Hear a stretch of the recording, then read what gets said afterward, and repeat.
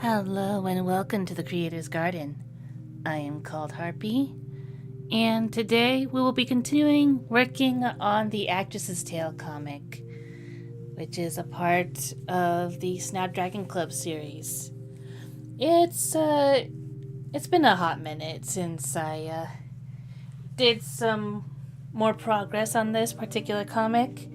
We still have a lot of sketched up pages that require inking and coloring, and even though I still know where I'm going with the story, more or less, I still am in the process of sketching out the pages, so that's basically the only thing. But there is plenty for us to work on during the stream. Usually we don't get more than 2 pages done, so we'll see how it goes. So without further ado, we'll go ahead and move on to the main camera.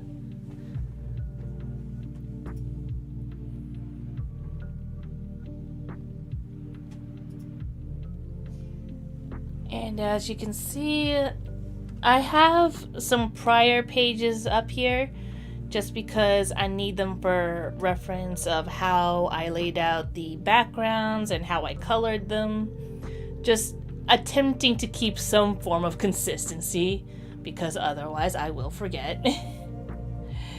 But yeah, this page in particular is going to be very useful because we are going to see the outside of the Ruby Merchant shop as seen in this panel, and then we're also going to see a huge shot of just everything else right here. So that's going to,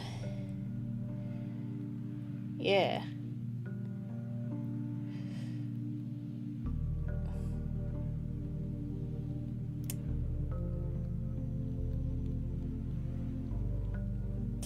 I'm staring at this panel in particular just because I realize that some of these buildings should not be in frame.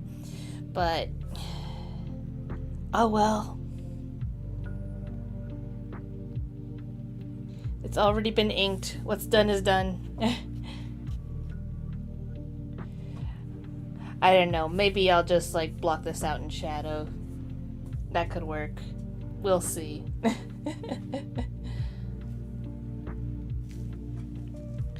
But yeah, I'm just gonna attempt to keep this page off to the side so that I know what in the world I'm doing. Hopefully. Maybe. But I hope all of you have been doing well. If you haven't been keeping up, I have just gotten over a type of borb flu, I suppose. The Borbs got sick, and so I got sick. It was a whole thing. I still don't like thinking about how they got sick since, it's not supposed to be a thing. But, again, what's done is done.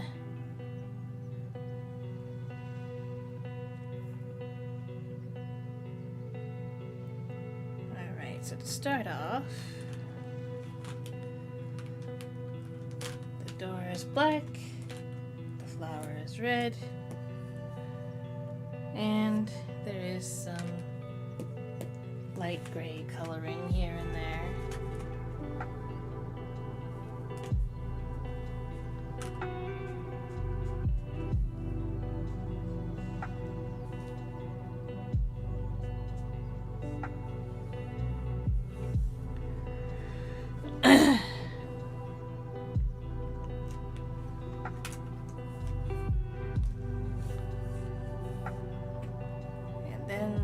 We have the cool gray for the streets.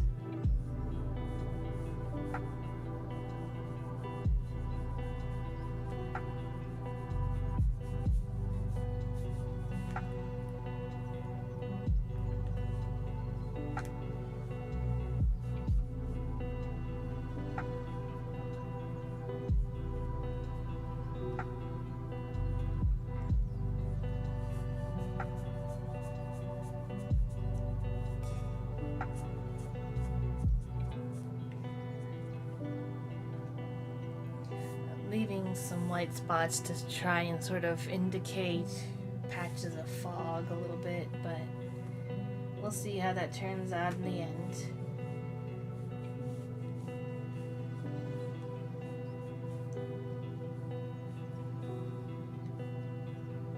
I feel like I'm very much a learn as I go type of artist, because if I cannot really apply it immediately, I don't think that it's going to stick.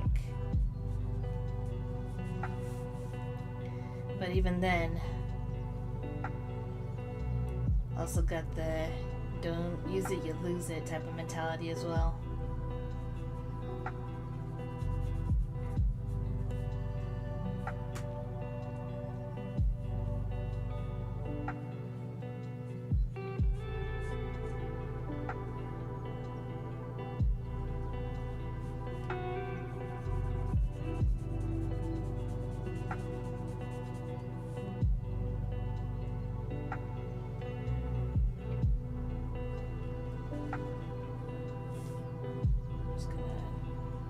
These out just so I can use the broader nip to fill it in.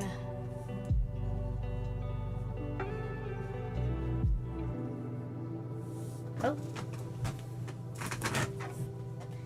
Hello JR, hello Alpha, welcome, welcome, glad you guys can make it.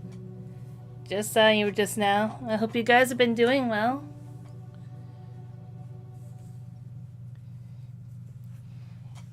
Anything new to report? Or are you guys just waking up? I know it's fairly early morning for some and just reaching sleeping hours for others.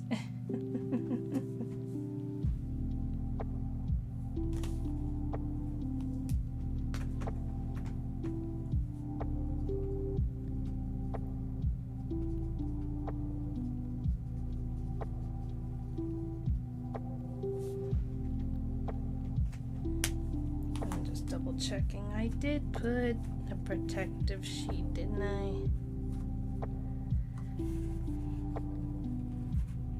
Yes, I did.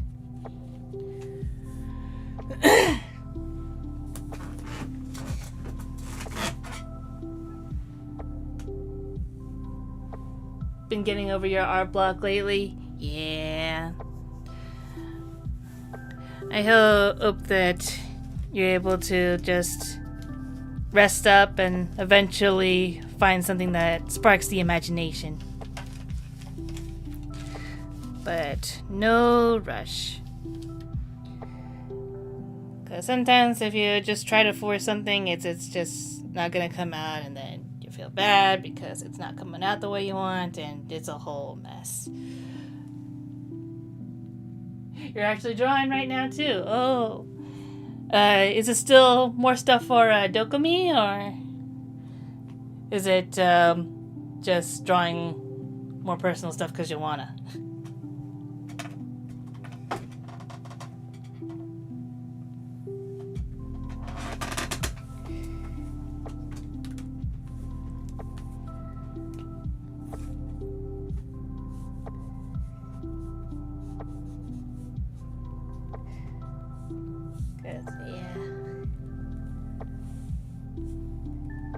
I really have no idea if I am on track to finish this comic before the end of the year.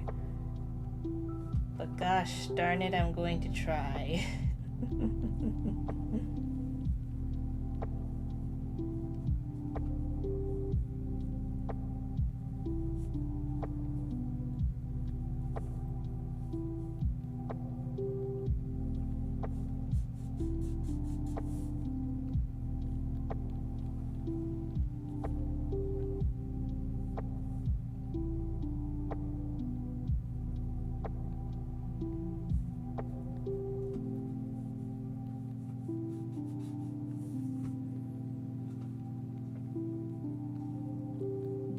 This is why inking in multiple colors helps, because then it helps me remember what lines are actually connected to what parts of the piece.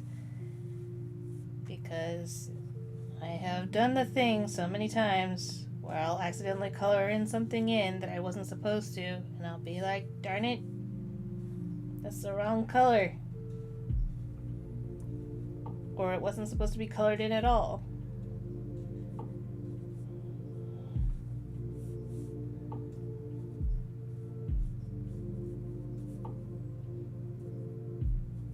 Okay.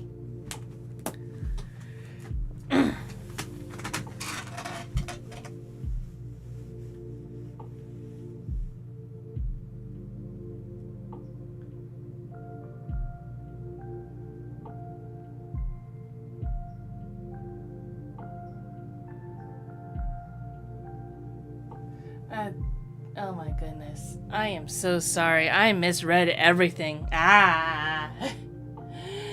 My apologies, you guys. I have no excuse. I completely misread those messages entirely. Oh my goodness. Oh my goodness. Alright. Alpha's unwinding from work. Got it, yes. I'm sorry about that, Alpha. I'm sorry.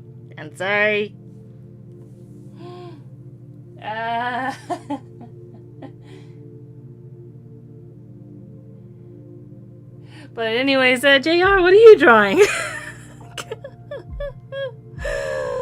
Oh my goodness. I swear I've been doing this for a year, guys. I've been streaming for a year. It's fine.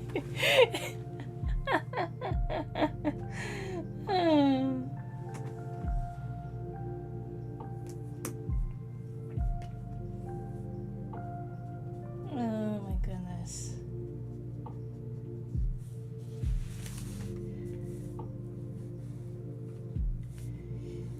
If it's not technology hiccups, it's streamer hiccups.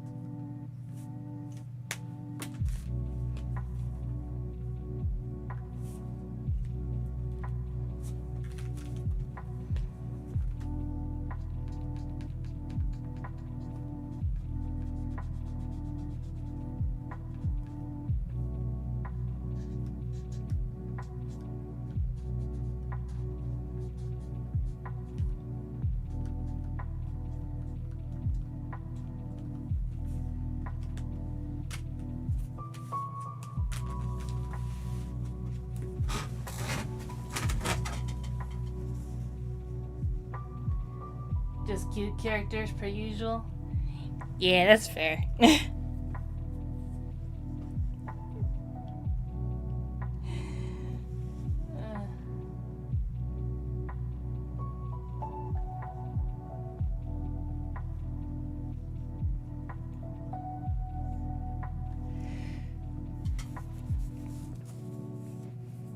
I mean, I like me some cute characters as well. I mean, that's why I have Vakshi and Dolly and a number of others.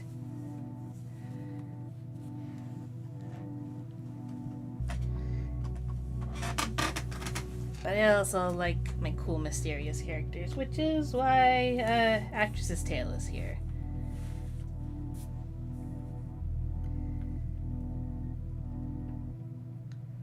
So that I can attempt to do some dark grittiness. The key word here being attempt.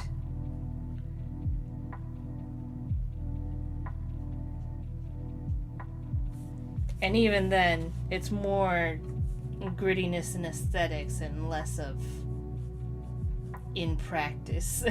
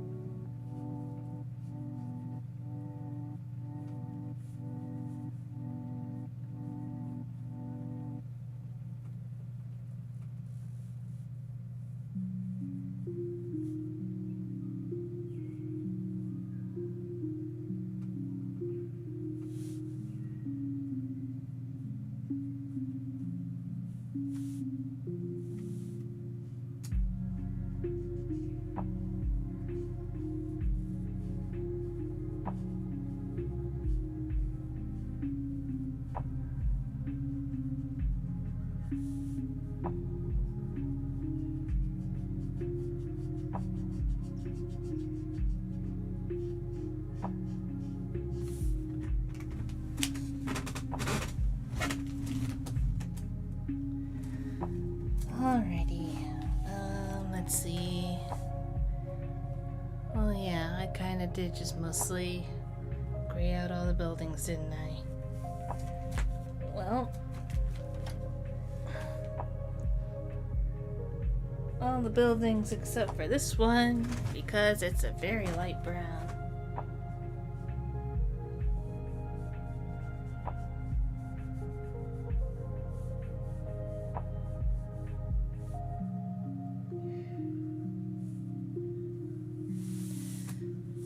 And that is mostly because I think I wanted to at least highlight the buildings that were of importance.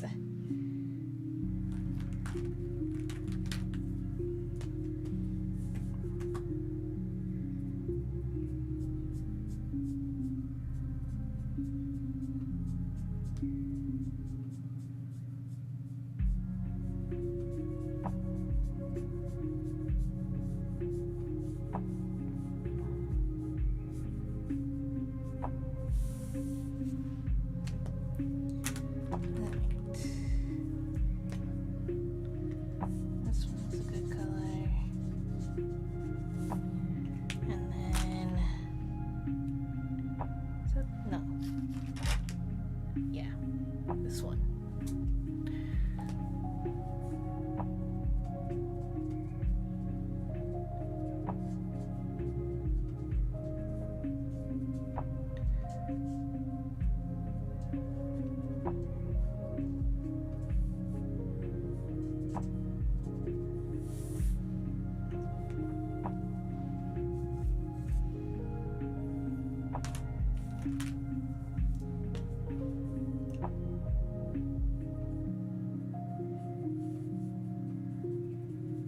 Still not even completely sure if, like, everything goes well in the story, but at the very least, I hope it'll be, like, an interesting little character study.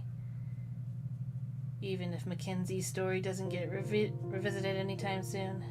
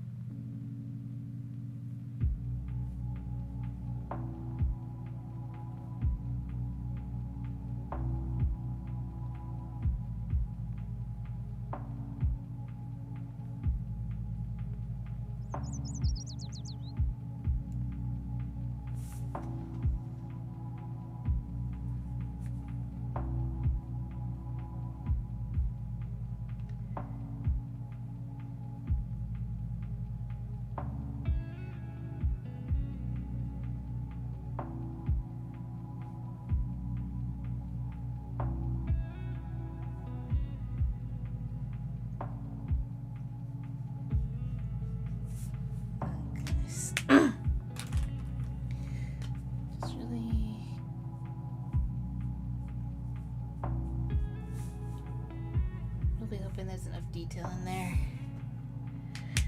Okay, I need to go double check. Did I actually put any color in the top part? And if not, then I get to improvise.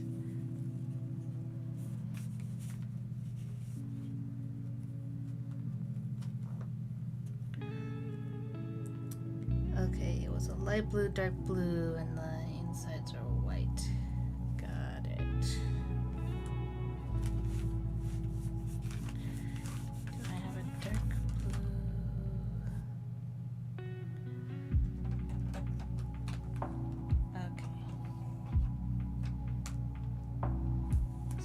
I get to use this then.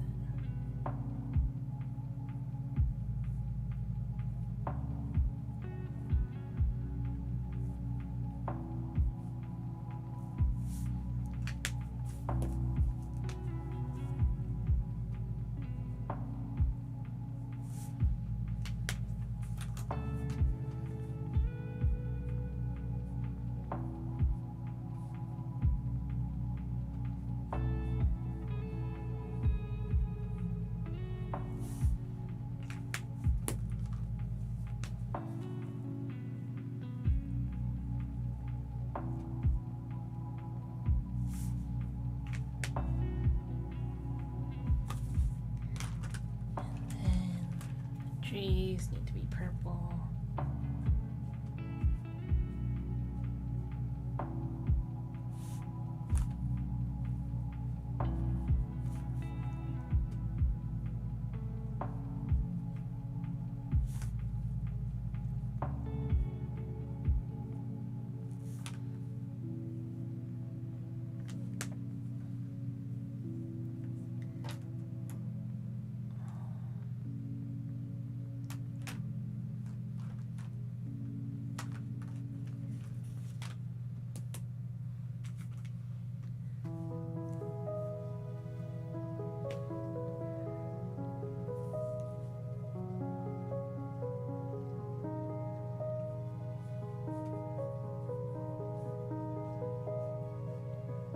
So I guess question for you guys, since you're both artists, if you're still in the chat, what do you find is the most difficult thing to get right in a piece?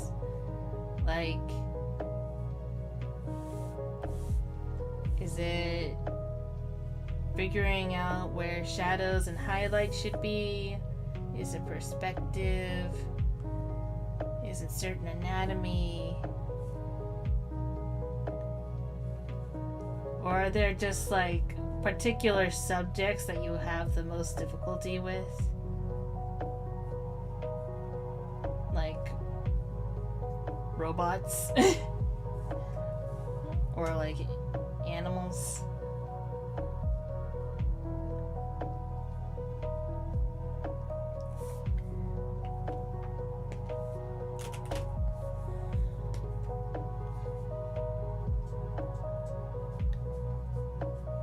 Because for me, I think it's like almost always a perspective thing. And I just don't notice it a whole lot because there's a lot of times where I just kind of cheat it. Or I just stick with certain perspectives that I'm like comfortable with.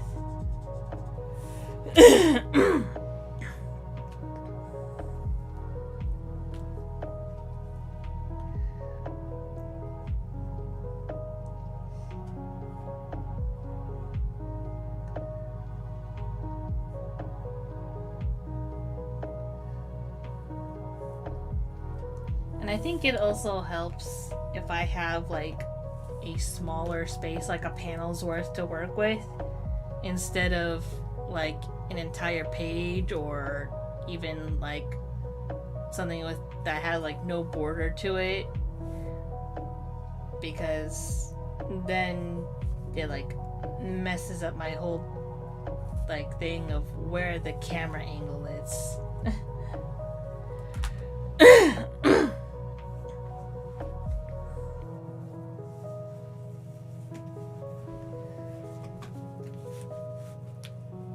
So I think that's one thing I've got going for me when it comes to working with the panels.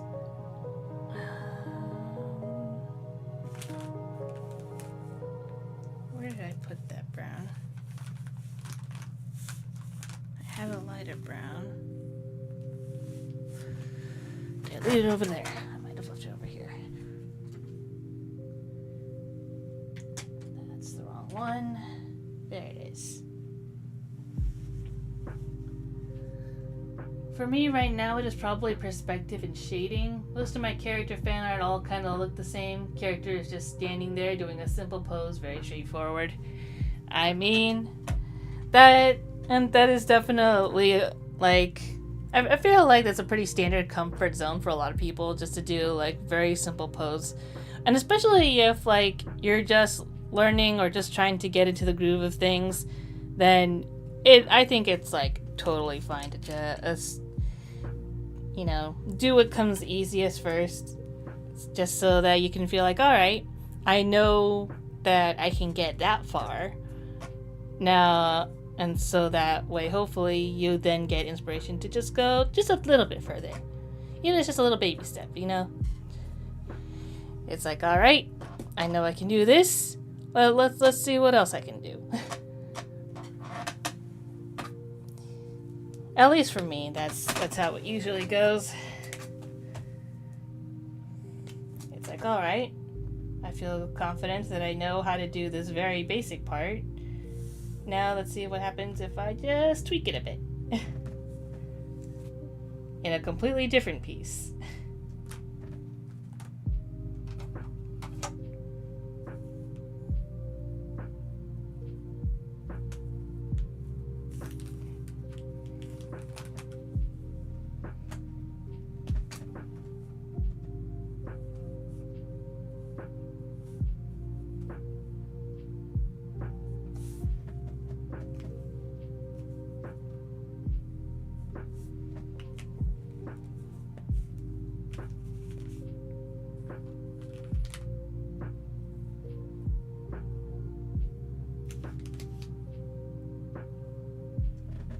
That's red, gray.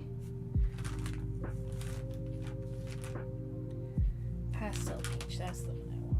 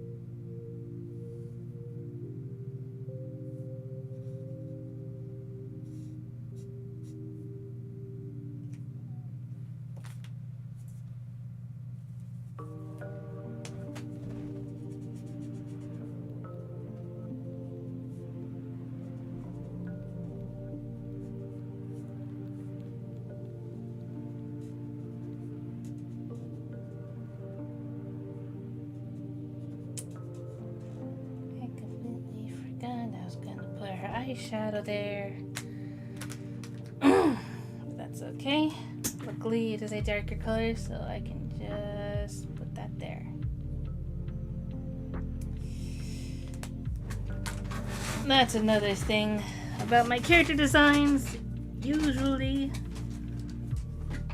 I do not give them makeup, because that is just another thing that I have to remember to add.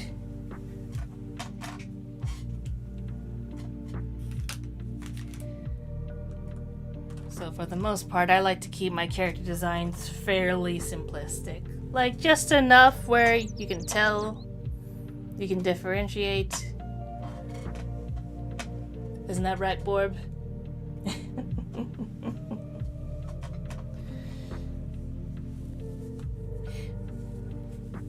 But otherwise, they're pretty standard. Like even Mackenzie, for instance, like she's standard blonde hair, blue eyed, you know,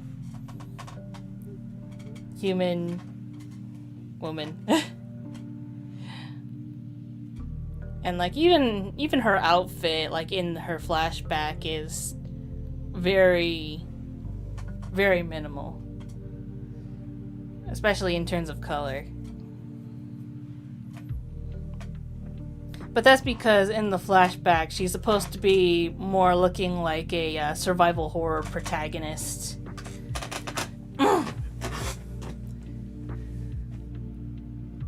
So, like, she might have, like, come to Bogtown with more flashier clothing than this, but she's been here a hot minute, and she's had to downsize a bit in favor of what's most comfortable and what can she run in.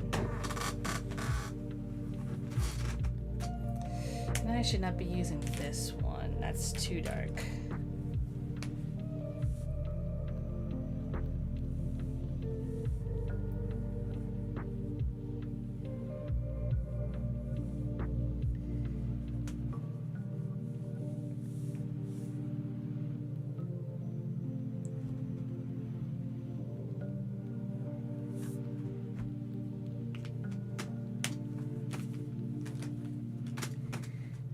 Did I? Yes, I did.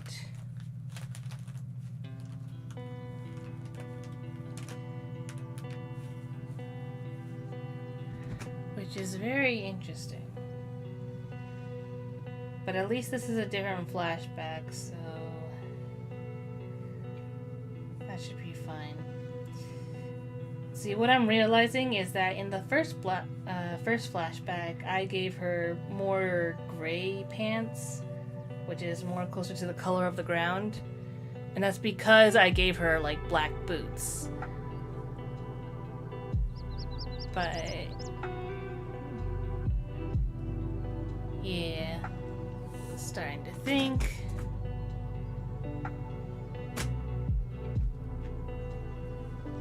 That probably, you know, in that time span, she at least got some more different pants, probably different boots.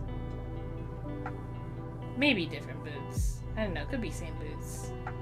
I'm still not sure yet because I haven't drawn a panel with her boots. And that's usually how it goes. I don't completely lock in until I've decided it to color it on the page. Which I know is probably not the most efficient way for some folks. You know, usually the smarter way would be like to lay out everything, have a reference sheet for all these different things.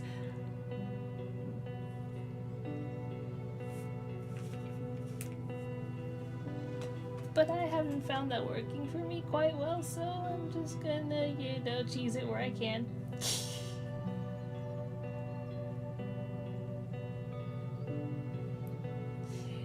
Not the best of examples to set.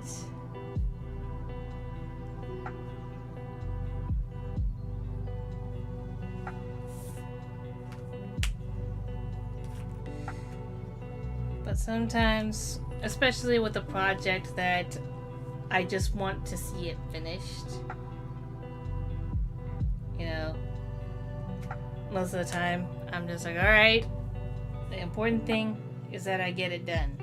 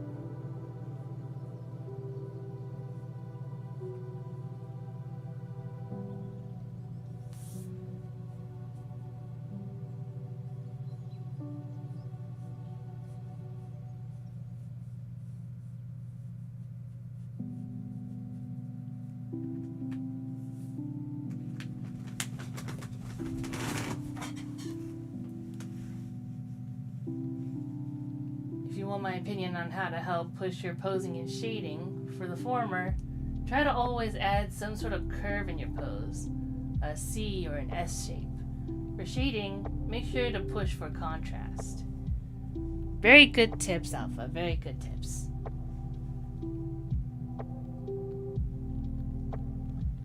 Alpha's a very good coach. If you've ever been to his streams, he does more tips like this whenever prompted. They're always very good. Shading can be elevated immensely by making sure there are clear distinctions between your light and shadow. Completely agree.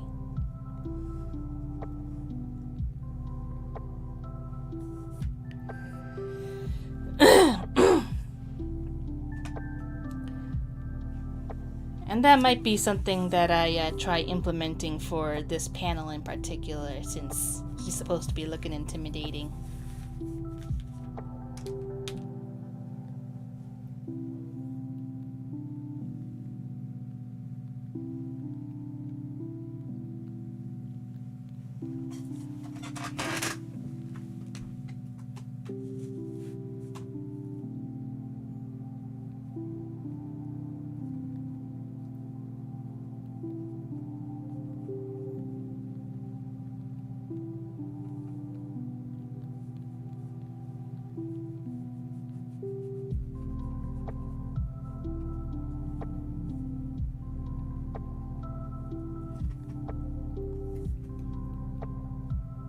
Yeah, also for those who don't know, Alpha started like multi-streaming, so he's doing both Twitch and YouTube.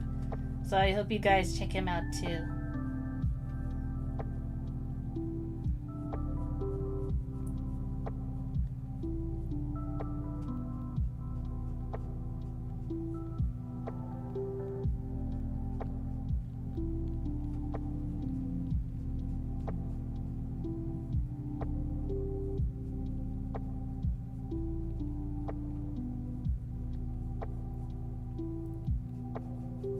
Mostly I'm just trying to use up this black because this nib is just so wonky and I really need to change it out. But I just want to make sure that I get the most out of the ink as possible before I change it.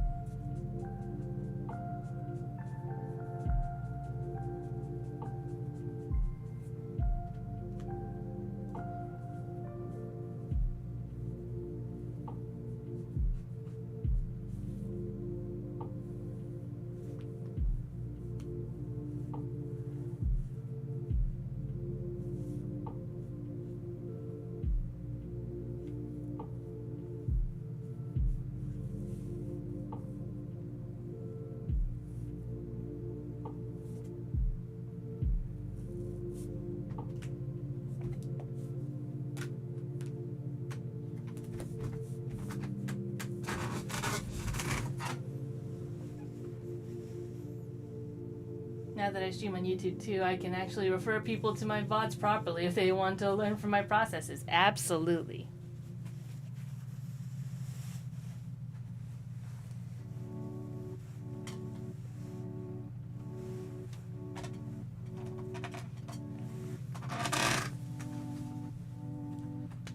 Like I said, he's got good stuff. Alpha's got good stuff.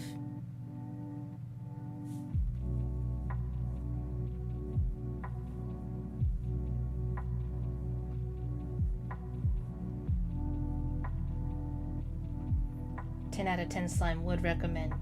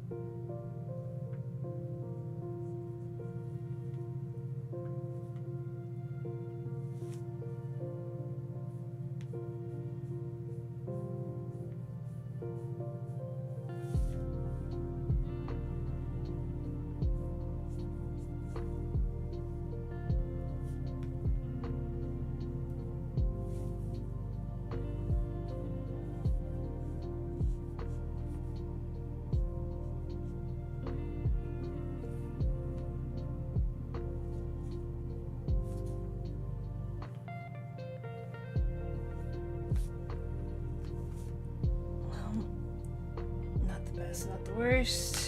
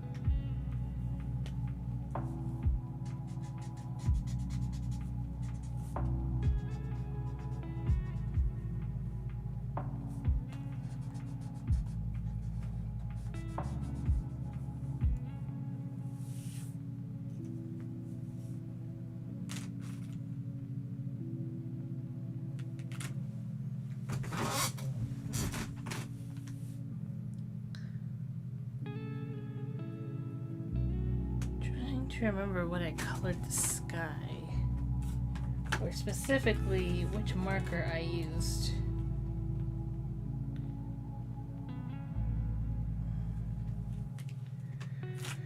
And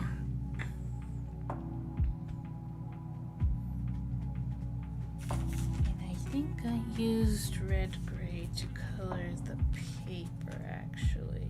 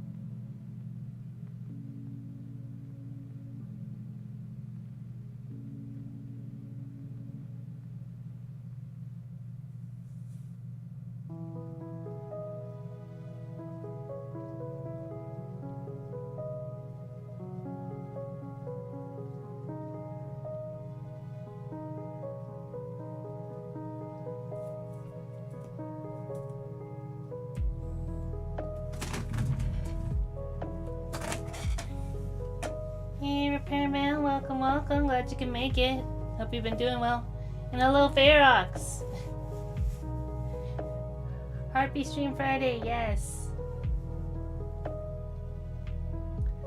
Hope you both been doing well.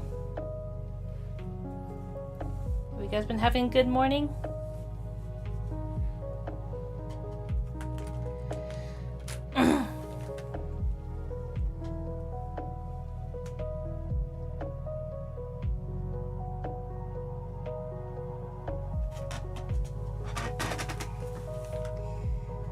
So far we're making fairly decent progress on this page.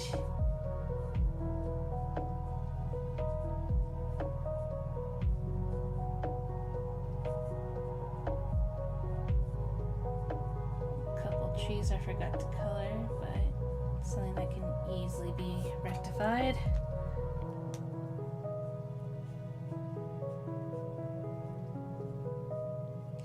The great thing about these trees is that since they are a nice purple, they stand out amidst all this gray and gloom in Bogtown.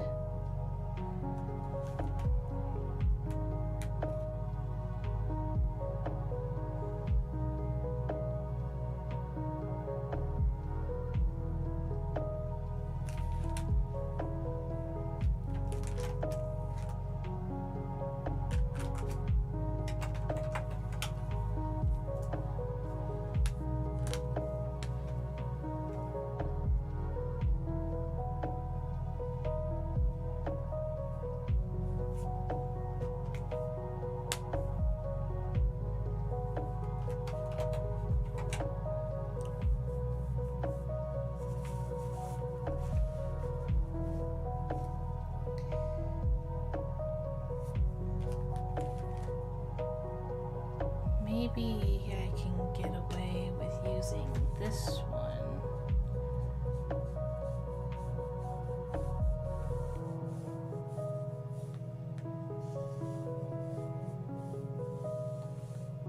Still keeps it gray, but with just a tinge of color.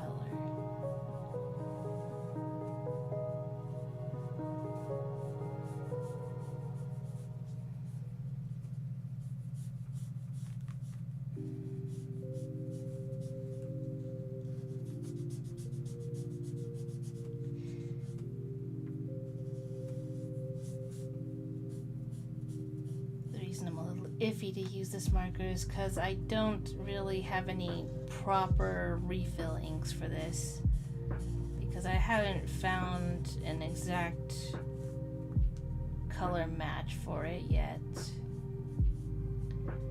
So the refill that I did do for this, I had to do a little bit of ink alchemy, I suppose you could say.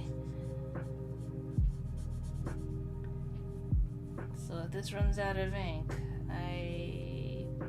it might be a while before I have any more refills for this.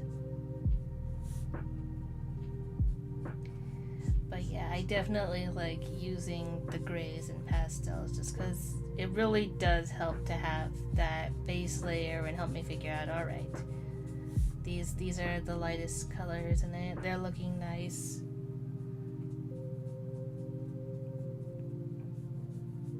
And helps me figure out where I can lay more colors from there.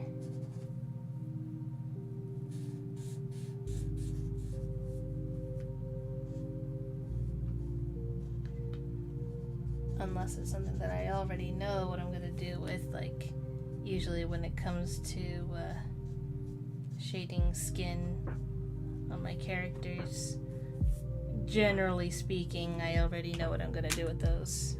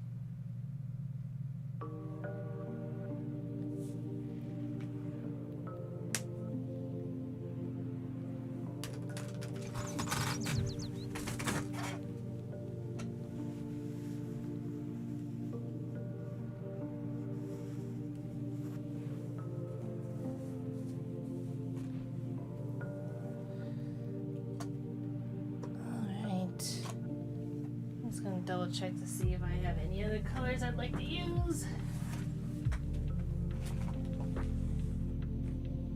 I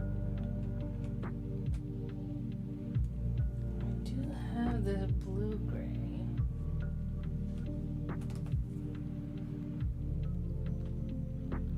Could look nice.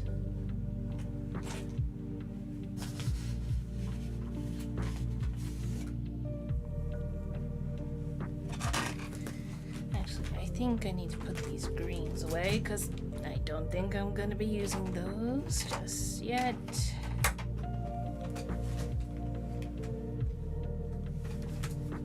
Keyword being yet.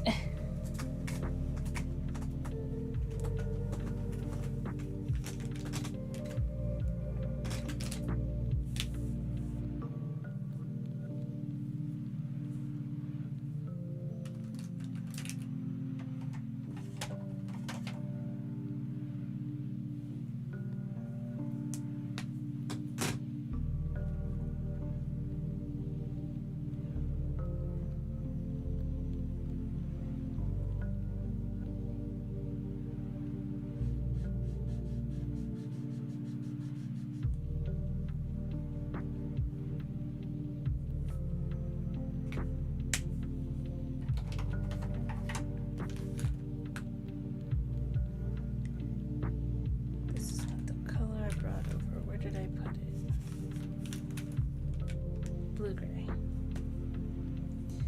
Let's see how this looks.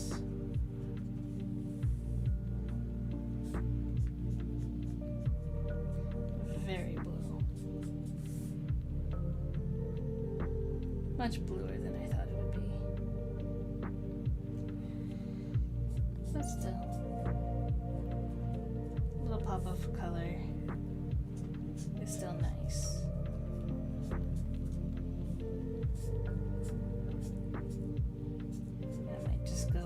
With more gray though.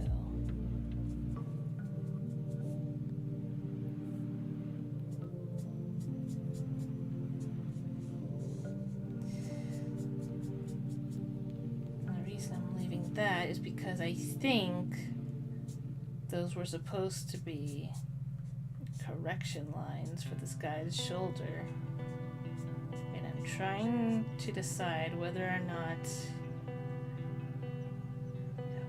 keep that. I'm thinking I might, and thinking I might actually keep that.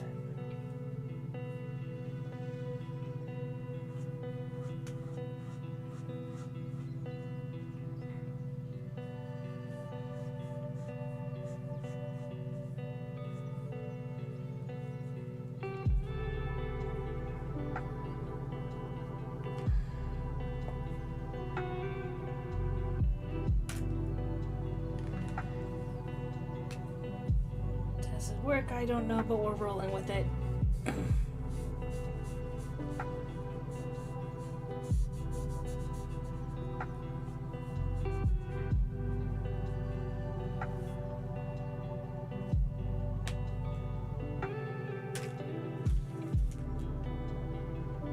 This is a very flying by the seat of my pants type of session.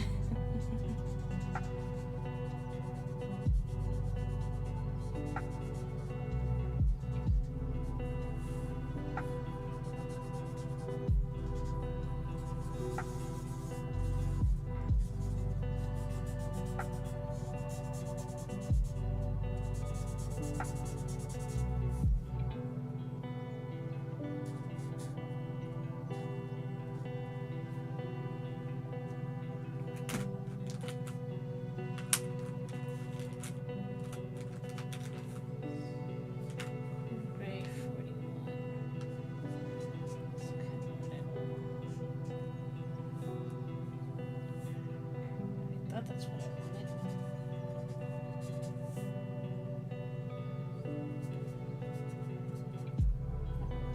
not nearly as dark as I thought that would be.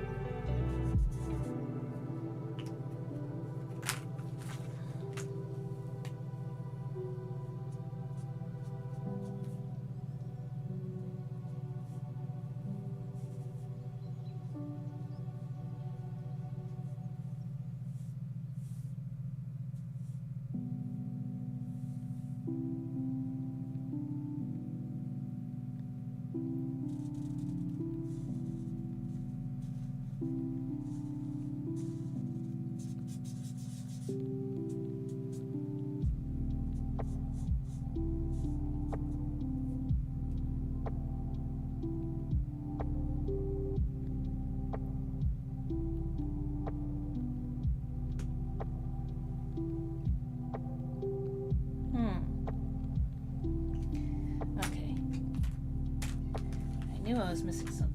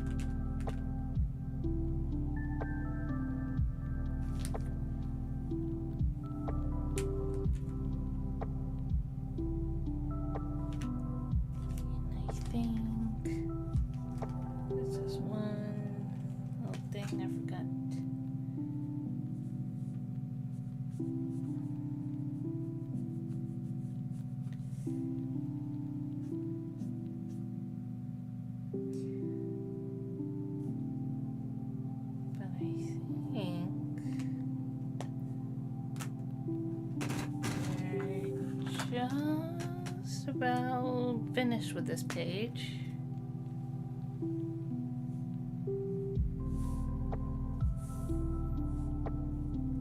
Is it the prettiest of pages? No, but it is very chock full of information.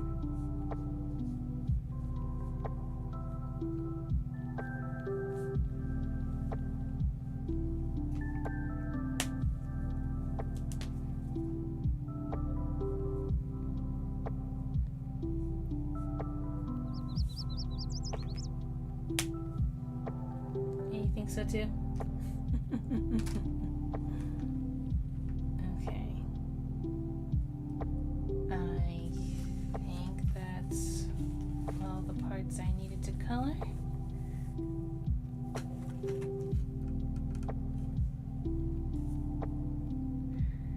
And here's a close-up of everything.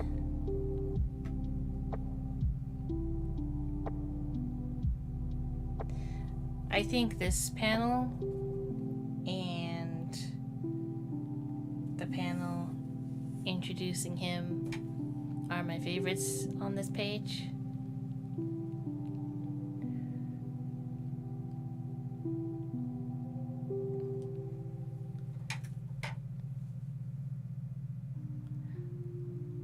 I think I'm glad that I switched up to this style for the fog, because I think it does, like, it does what I want it to better.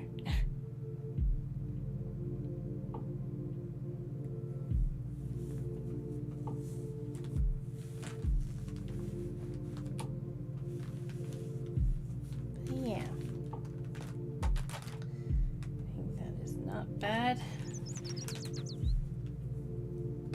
glad you agree.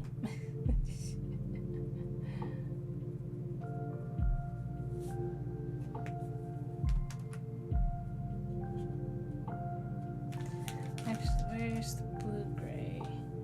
I need it for this part and this part right here.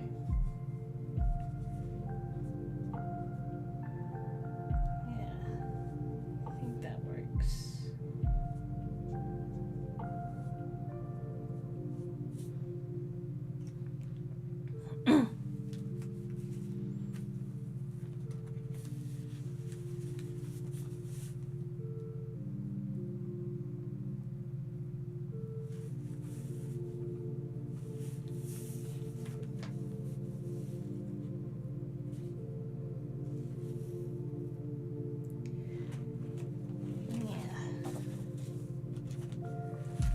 Quickly done. Now this page is going to need a lot more inking, unfortunately.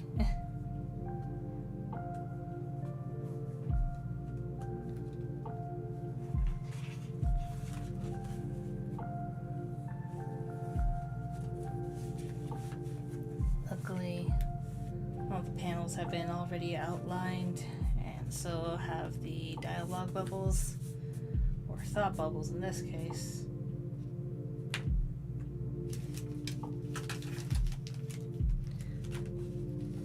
So now we get to finally bring out the pens that have been falling off to the wayside this entire time.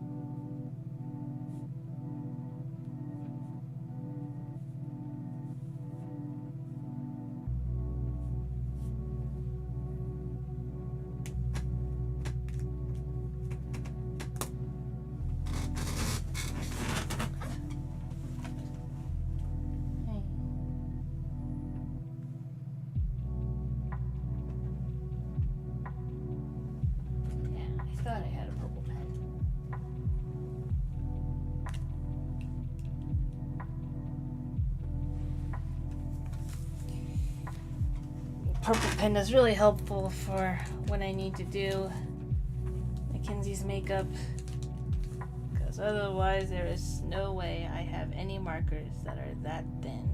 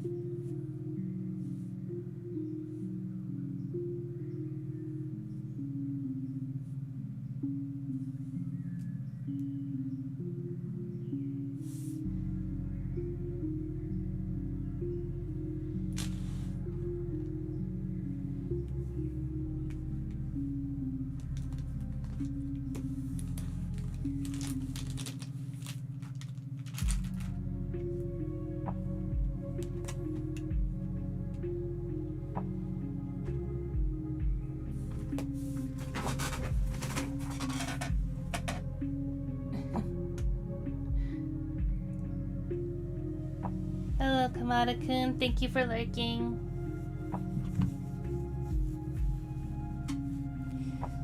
I'm glad you stopped by. I know you're not there anymore, but that's okay.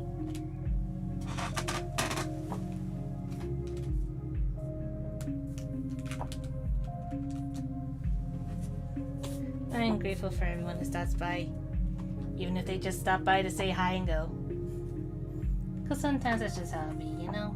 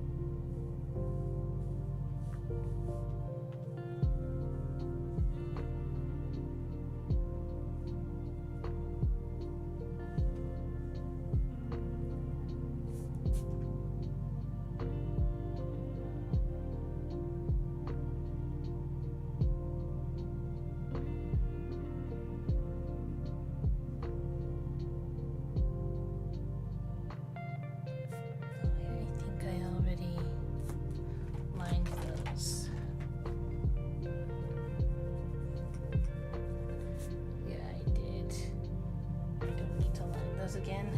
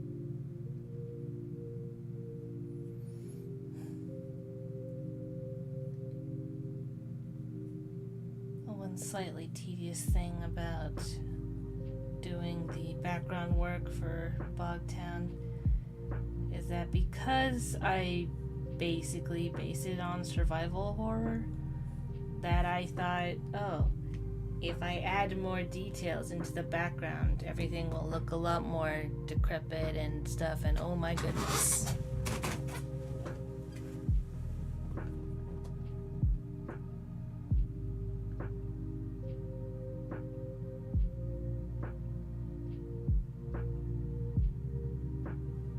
Goodness. Well, hello there. I see you just got here. And you've been really, spamming some messages in there.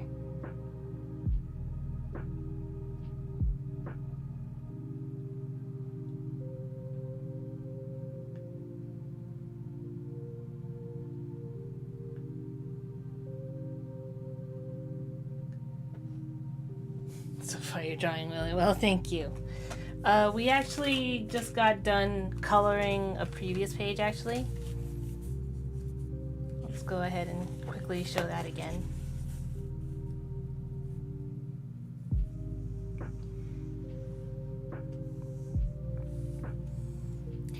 And I think it's like kind of interesting because this is already a lot more colorful than how I previously did the background for Bogtown previously in another page. But I also think it might be thematically accurate considering what's happening in the story at this point, so you know, I think it can work.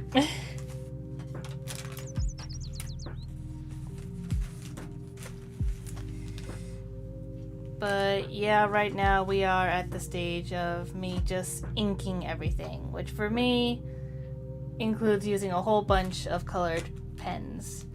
Because what that does is that it helps me remember where certain objects stop and where certain objects start. Because otherwise it can get really easy for just if it was just one single color, it's very easy for me to just go in the zone and just keep coloring without,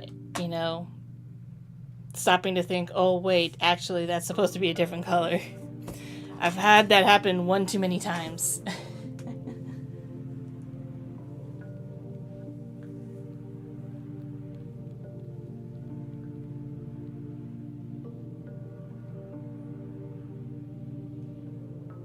Reminds you of Cuphead? What exactly reminded you of Cuphead?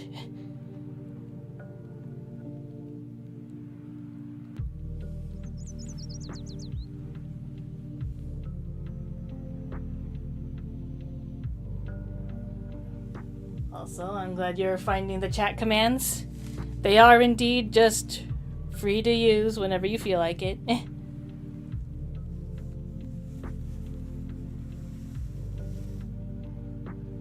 Colors.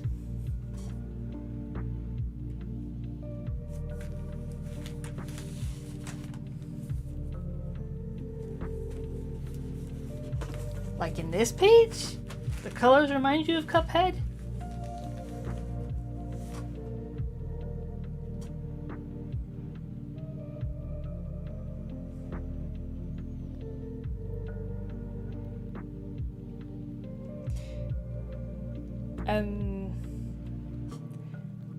I'm only seeing it maybe vaguely for this panel, maybe, but other than that, I'm sorry, I'm not sure I know what you're talking about.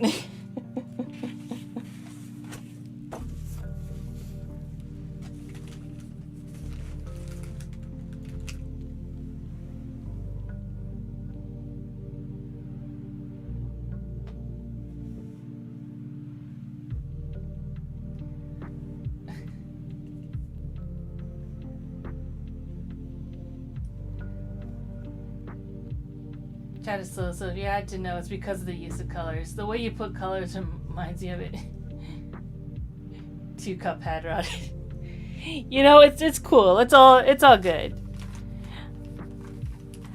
I mean, from what I've seen of, I'm assuming, and you're talking about like the Netflix show. Like, I can kind of see it, but again, I think it's only in certain places where. All right, Feather King said it's drinking time, so he brought me a drink.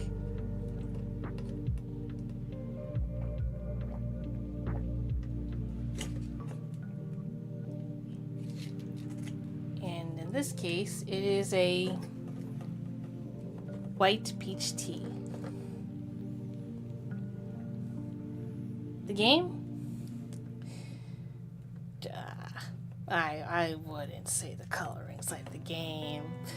But that's only just because I also like hold, the art of the game in high regard. Like, just the sheer amount of the sheer amount of work that went into just the game itself is definitely something to be, lauded,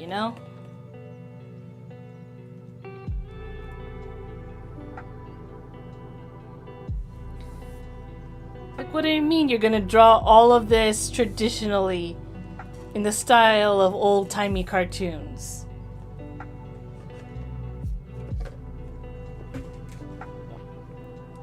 And it works and it's gorgeous. It's far more difficult than I could ever do. I am not good at those types of games, but I still, absolutely love the style that it went for. Just purely on an aesthetic level.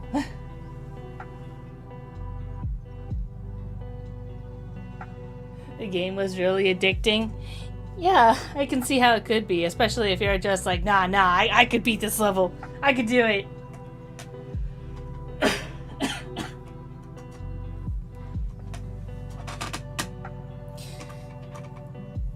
But yeah, there is absolutely, no need to,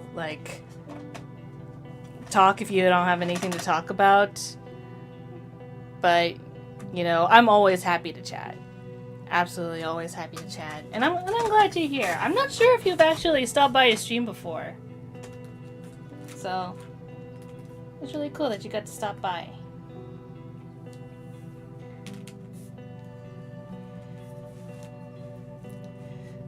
But yeah, I did put the latency back to normal instead of low. Usually I would have it at low latency for the sake of, keeping up with chat. But because of the way I'm set up... Oh goodness, wait a minute. I think my PNG tuber's frozen. Yes, it is. Okay, one moment.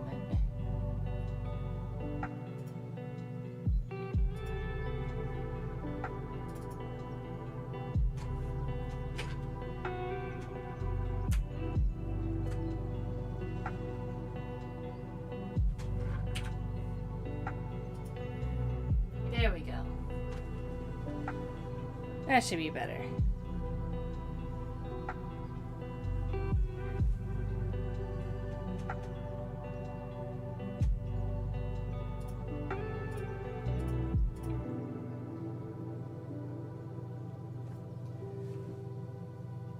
Maybe it's the run and gun levels, they're fun times. I can see that, yeah. Actually been a lot here before. I remember when I subscribed you for watching Magic Mush video that featured you. Oh yeah, the Magic Mush video. Goodness, that was a long while back. But yeah, for everyone who stopped by because of the Magic Mush video, thank you so much. I know it's been a hot minute since those days, but I'm glad that some people were still curious about what I was up to and still drawing. And that yes, even though those particular days are over, the character from those days still lives on in some form.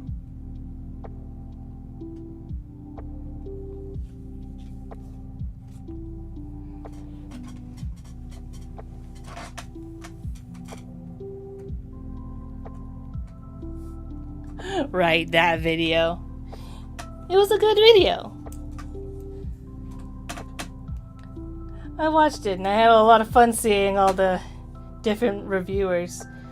Like, I didn't think of it at the time, but yeah, there were a whole bunch of them back in the day.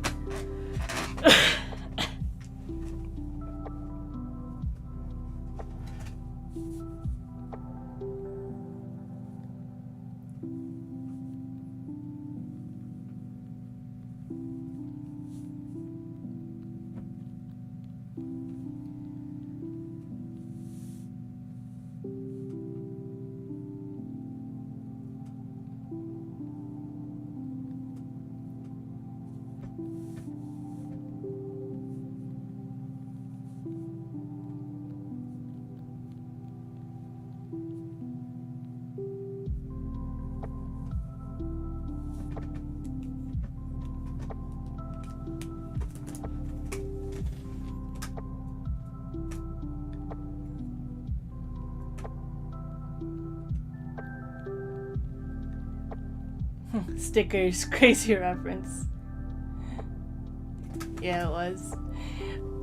Yeah, I mean, look. I love the stickers, okay? And for those who don't know, there is a Ko-fi link right up there. If you go to the Ko-fi shop, there are stickers, including of Dolly, who I just showed, as well as a bunch of other Snapdragon Club characters. And my Borb form, and of my Harpy form.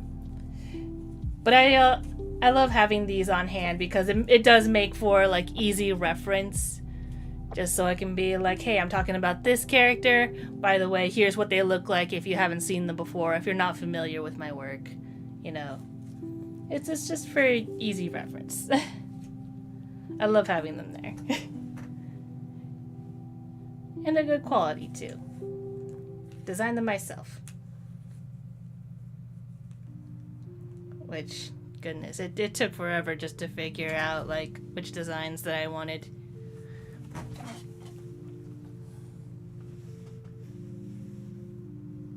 I remember one time when I was in stream and we were talking about game recommendations. Remember I showed off an OC of mine. Yeah, I did see the Popsicle Man in the community tab, which, you know, just another shout out. If you're subscribed for like 24 hours, I think, you'll have access to the community tab where we like show off artwork. We do polls. And just generally, if you'd like to talk about like Harpy Creators Garden, Snapdragon Club, or, you know, show off any like OCs or anything like that, that's what the community tab is for. I know not many people have made use of it, but that's okay. It's there if you feel like it.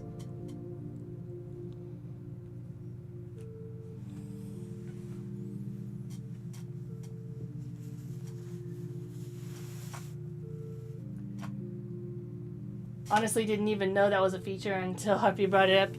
Yeah, that was a new one for me too. It's like, I saw like other channels had it, and I thought you had to be like super huge to have like a community tab, because, you know, if you're a big YouTuber, then you actually have a community. But I was like, oh cool, I get to have a community tab. Which is nice. It's easier for me to keep track of.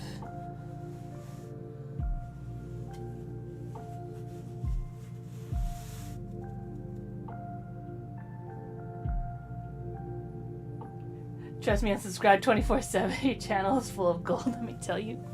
Aww, you're sweet. But I really super duper appreciate it. Thank you.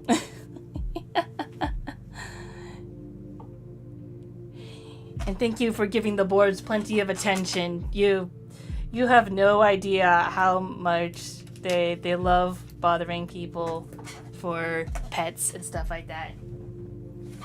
Even Feather King. Isn't that right, Feather King? Yeah. Yeah, he knows. He knows he's the favorite.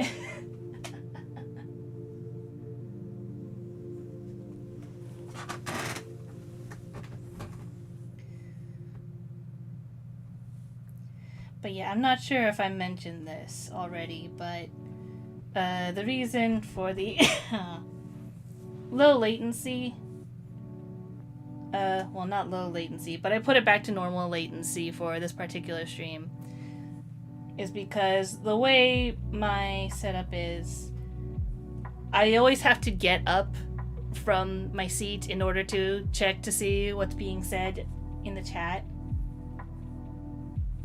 That's just unfortunately how I'm set up at the moment. And I don't have any plans to change that anytime soon.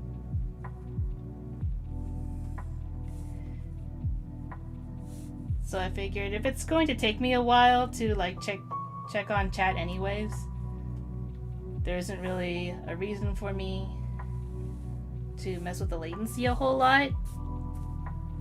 Plus that way, I think the video quality comes out better, and also for the VOD, it enables the auto-generated English subtitles,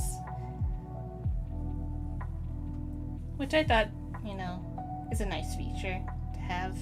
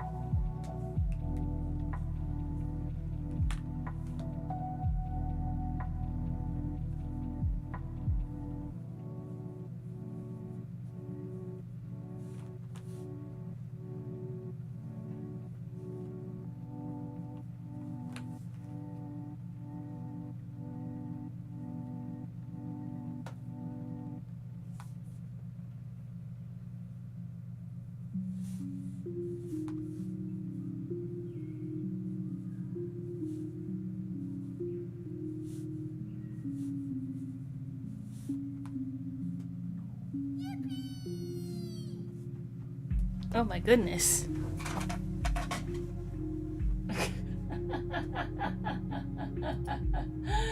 No one's used that. No one's summoned that Borb in a while, so that was fun.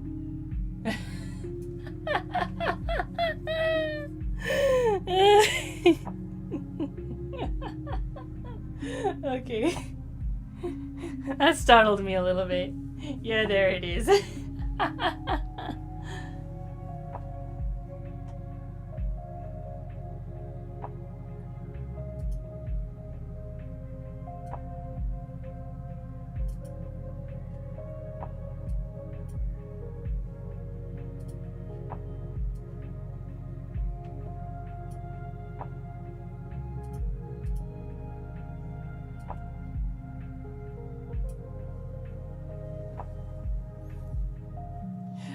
Yes.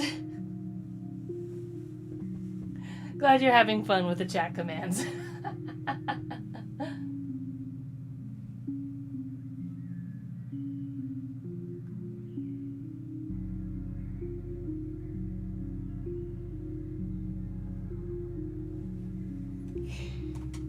See, it's entertainment for me too.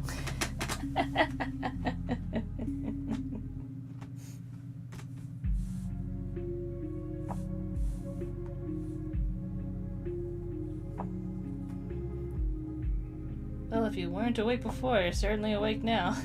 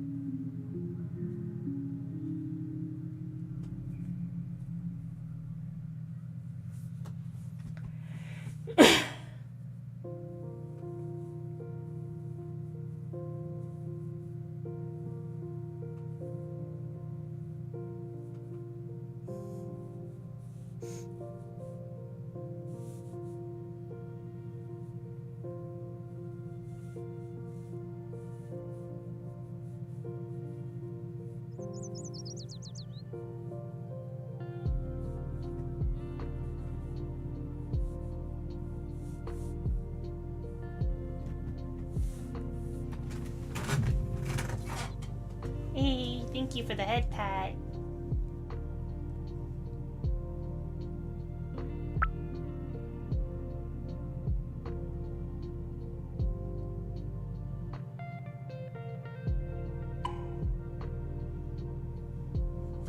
What do you mean, wait, what?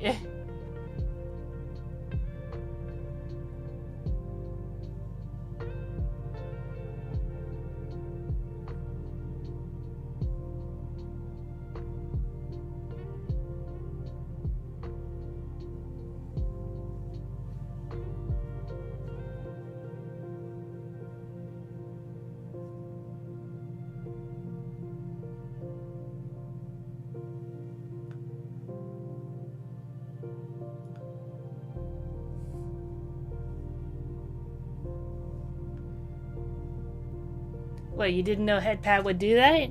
What did you think the Headpat would do?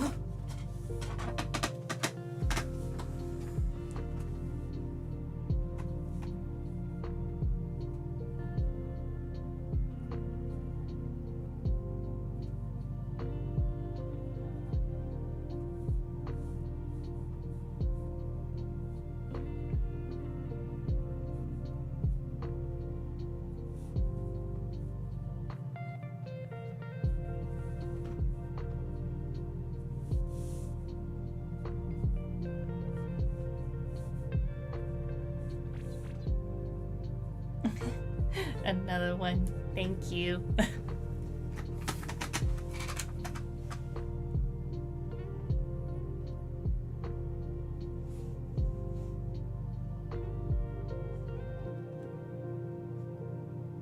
Oh, yeah. So, small thing about that. It's,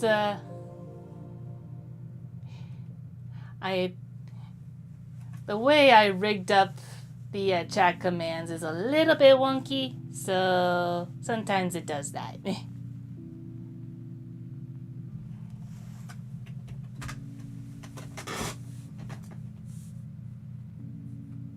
But, you know, it serves its purpose, and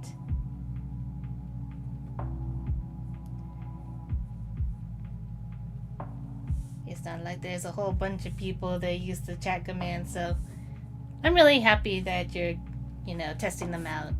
So thank you for that.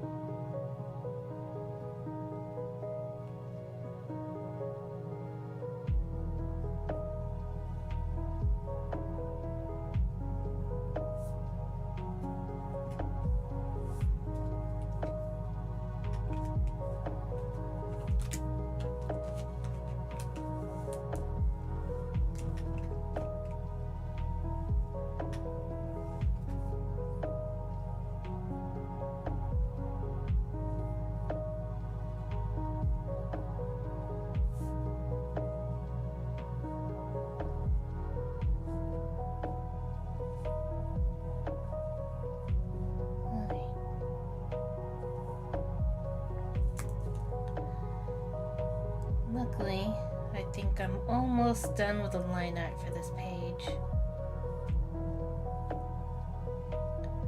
Which is great, because the line art really is not my favorite part of the process.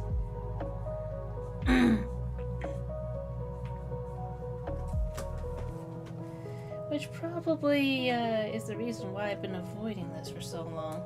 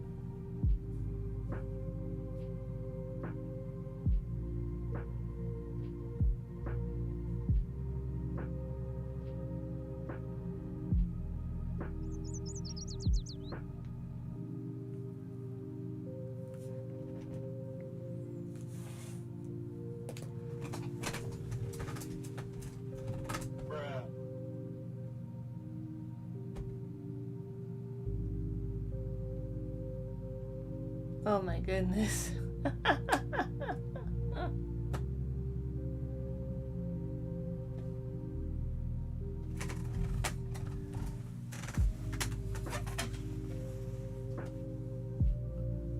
What are you typing?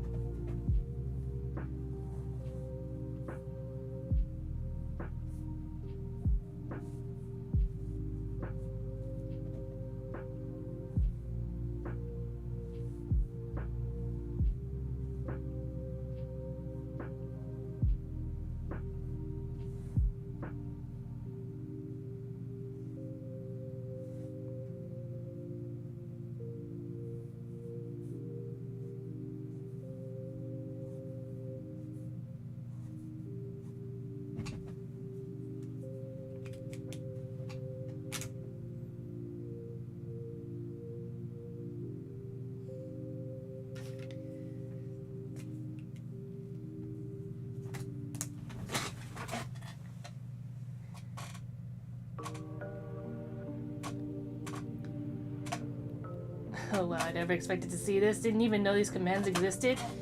The commands are right there at the bottom of the screen. It used to be that I put the commands in the description of the videos, but Repairman gave me the idea that they could be like right on screen, so most people would be able to see them.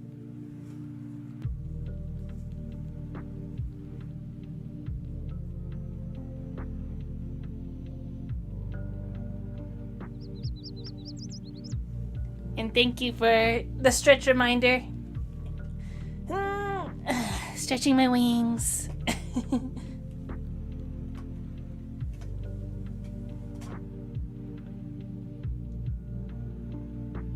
Yeah, it is more helpful. Thank you. You're welcome. Alright. Thank you for stopping by, Repairman.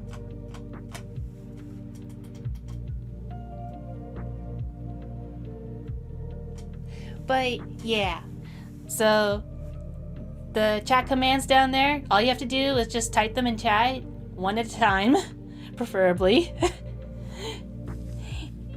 And yeah, you can just see what they do. And basically, everything that's in front of the fish line has to do with the fishing mini game that's over in the corner over there. So what you can do is you can like fish up stuff, and that accumulates like gold, and we use the gold to buy items that helps like increase fishing chances and makes cool stuff happen. It's just another like, you know, little bit of entertainment for you guys while you're here. I try to be a good stream host.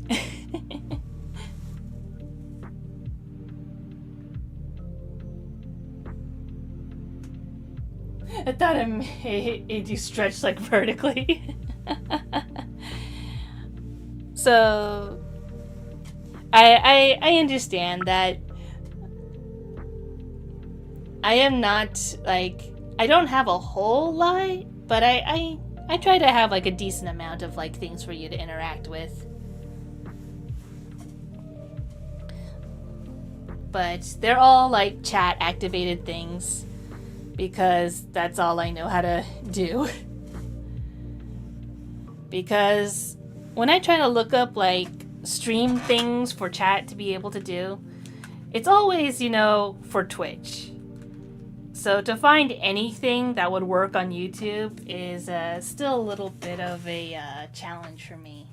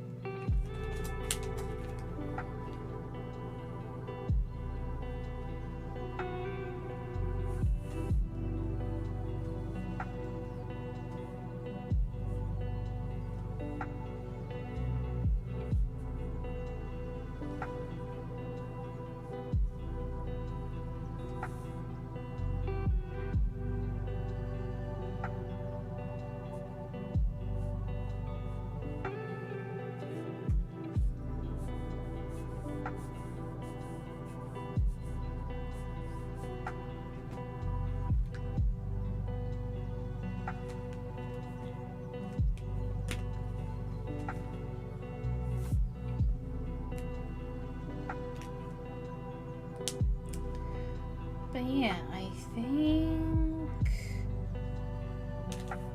I think that's all the line art done for this page. Just watch. I'm going to start erasing things and I will realize I've missed something.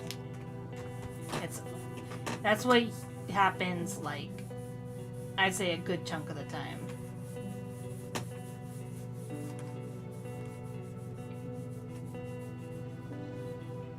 Yep, right there. Right there.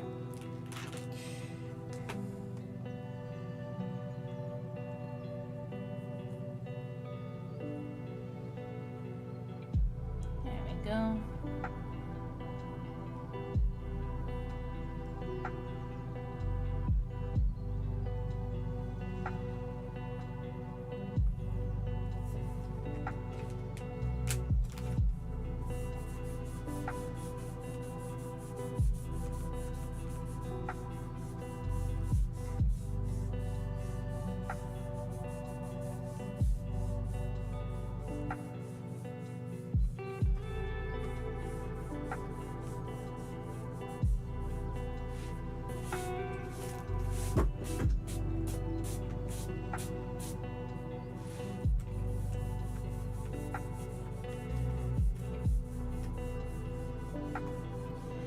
So now that the line work is done, since I've been going for a while, I think what I'm going to go ahead and do is take a bit of a break. Usually the breaks are, they take a while, so I hope you guys will go grab something to drink, grab something to eat, do some stretches, do what you need to do. Or if you're still here, the fishing minigame will still be up, as well as the ability to summon Borbs. Who knows? Maybe you could try to make it onto the leaderboard eventually if you stop by enough times.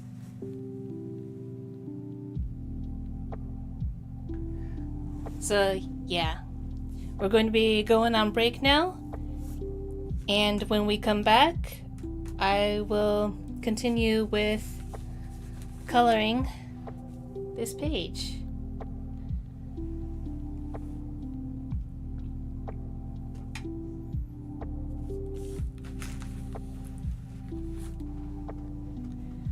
Alright, see you guys in a bit.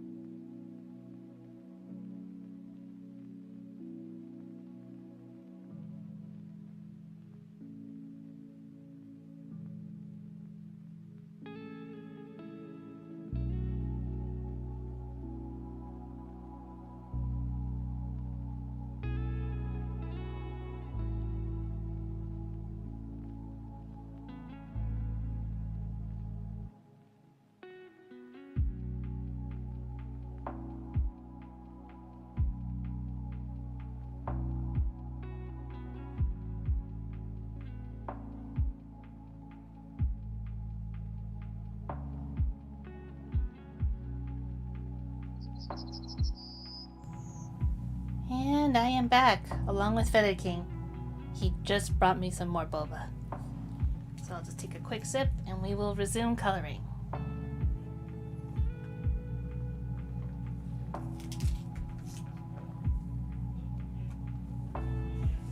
And I hope you guys had a good break too.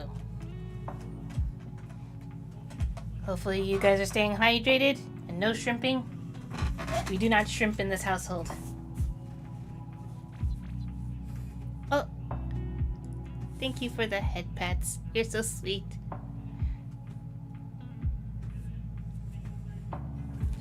I feel like I usually get the most head pats on Tuesdays.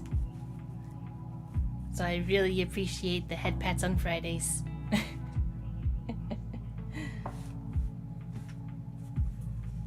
now let me just double check that I have my protective sheet over here.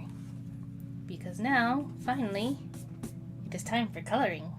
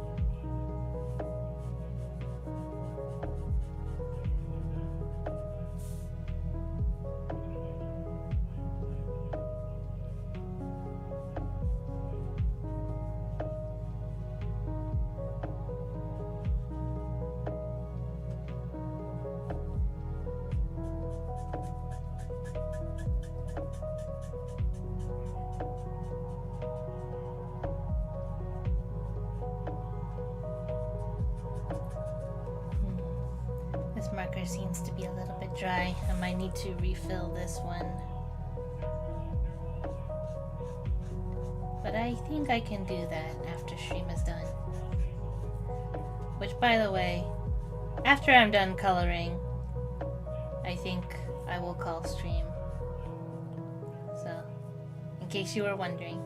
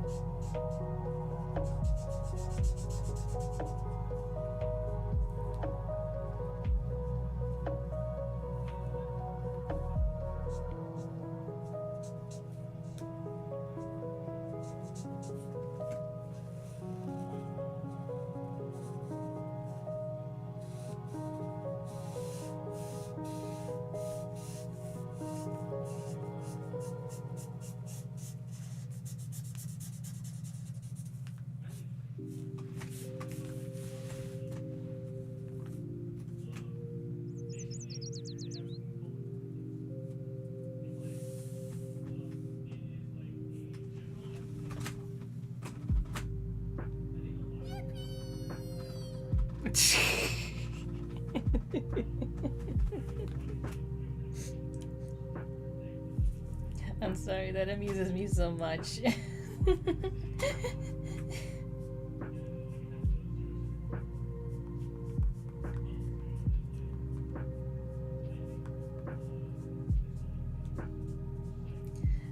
Especially since the only other time that one can see those celebrating Borbs is when people like give money on Ko-fi during the stream. In case you guys haven't noticed, there's a little like note up here that says, if you like buy me a boba or buy stickers during the stream, then you get a text-to-speech shout out. So if you send any messages while buying a boba or a sticker, then if it's during a stream, then it'll get shouted out.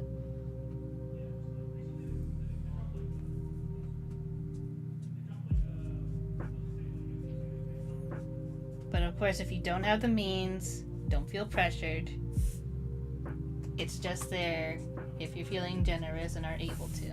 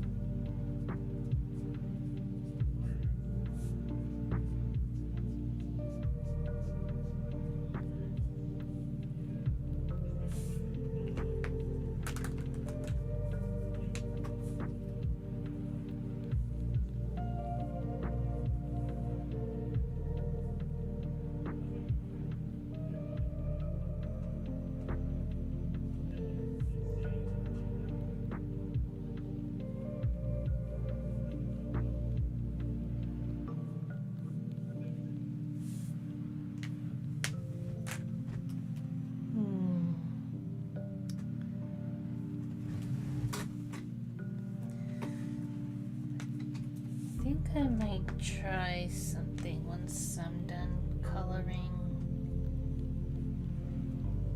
the majority of his mask, because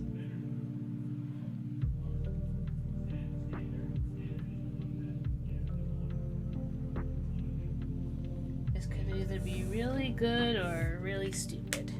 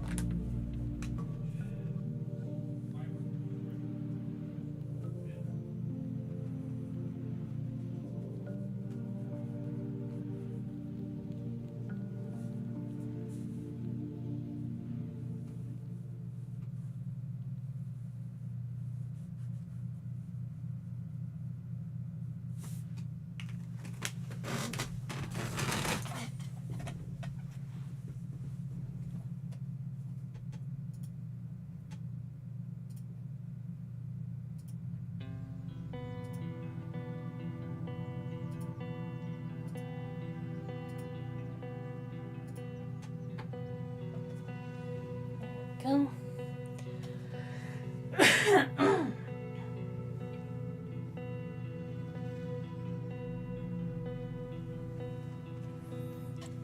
Right. So, I have a metallic brush marker. Usually I don't like using metallic supplies on things that I don't plan to be metallic, but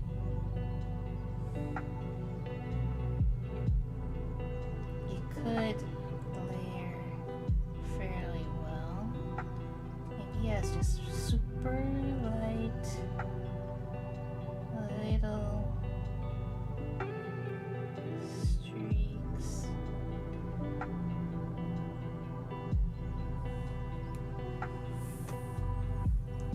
Like that.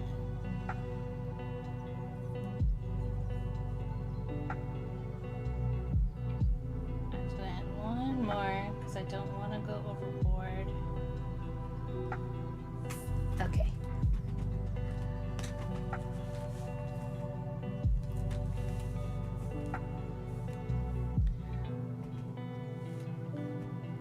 I think that'll work for that. And then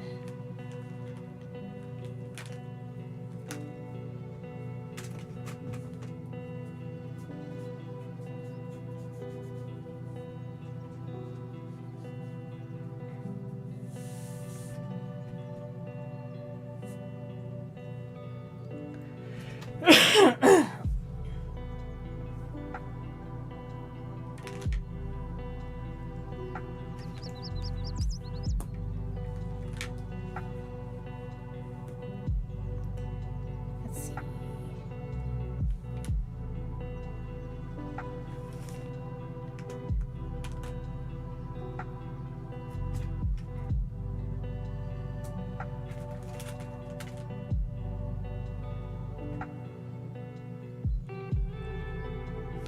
I think I'm gonna use that one. That's the one.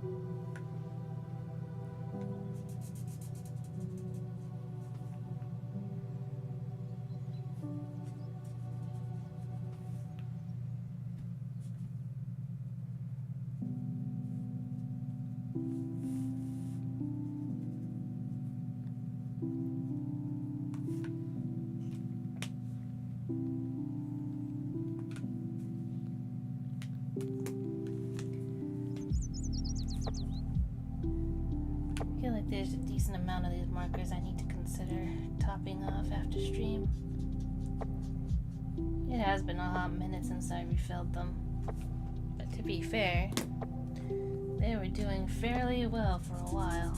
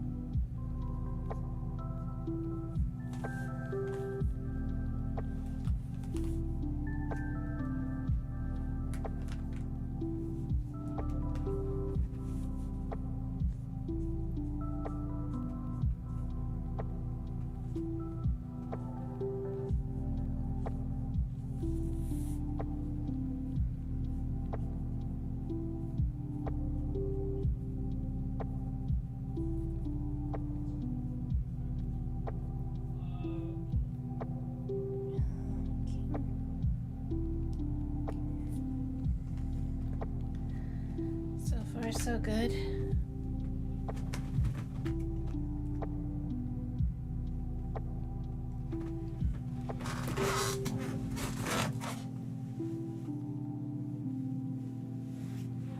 Right, so as a reminder, the fish command is what you want if you actually want to go fishing. The go fish command is to put away the dialogue boxes that show up on the right, like say if you opened up the leaderboard or the achievements or the catalog, then the go fish command is to put that away. So on its own it does nothing.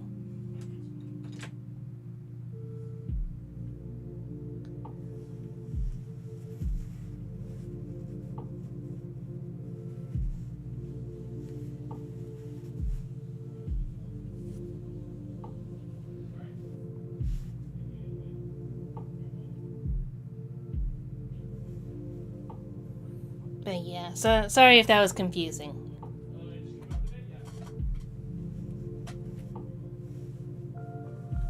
Yeah, my bad.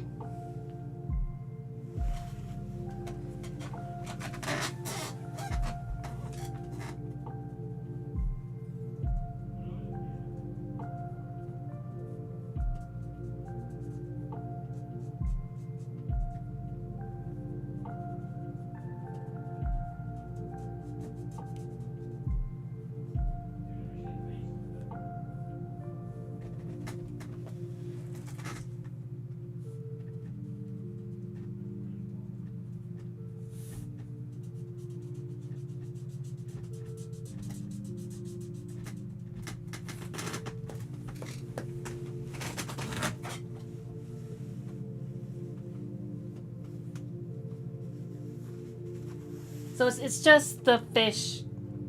Yeah.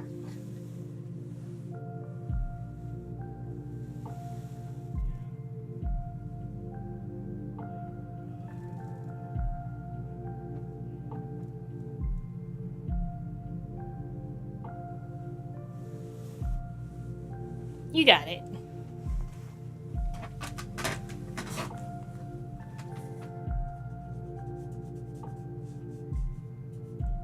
Again, sorry if that was confusing. There's just a lot of like little bits and bobs that are a part of the fishing minigame that could be played with.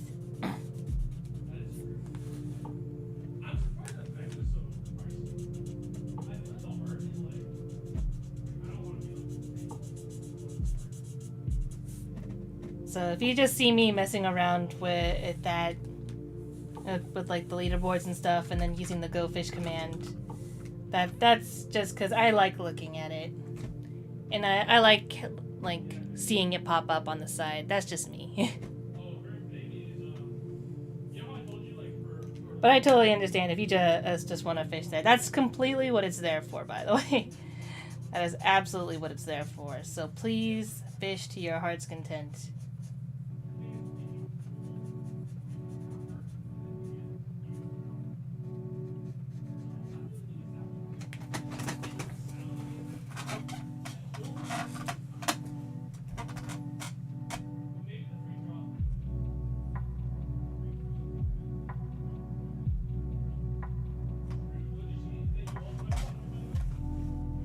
It's just the exclamation fish. Just a fish.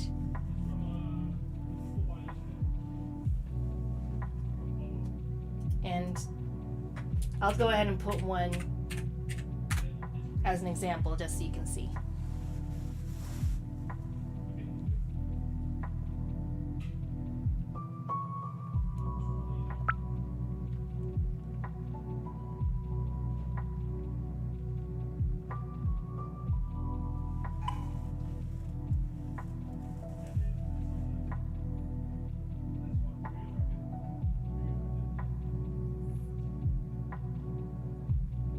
But yeah, JR finished up my line art, so I'm gonna take a break and just watch. That's awesome! I'm glad you got some line art done too.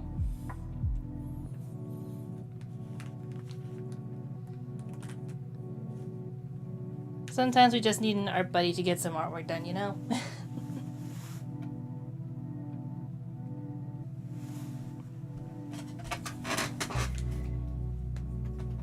But yeah. Sorry about the confusion.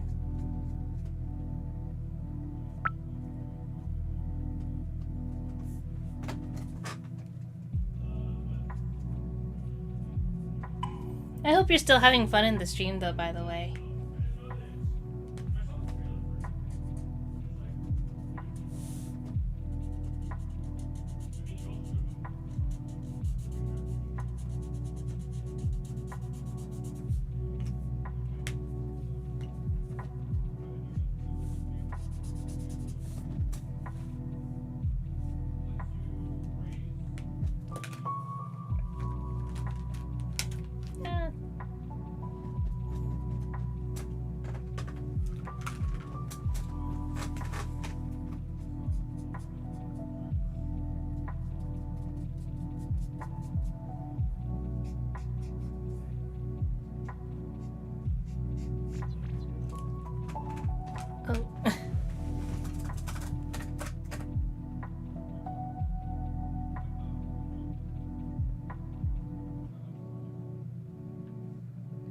There's no worries.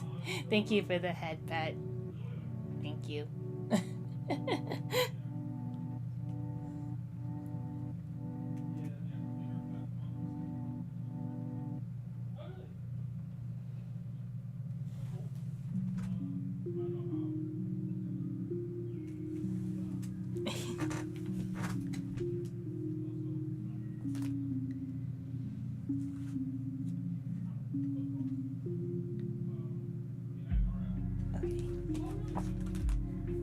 I swear I keep misplacing my colors.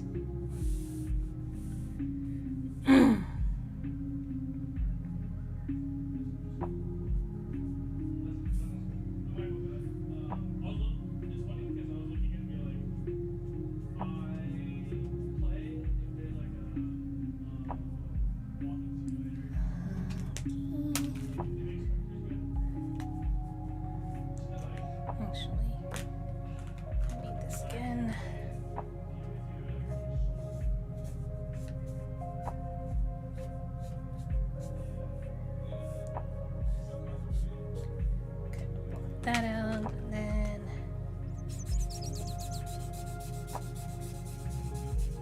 more orbs.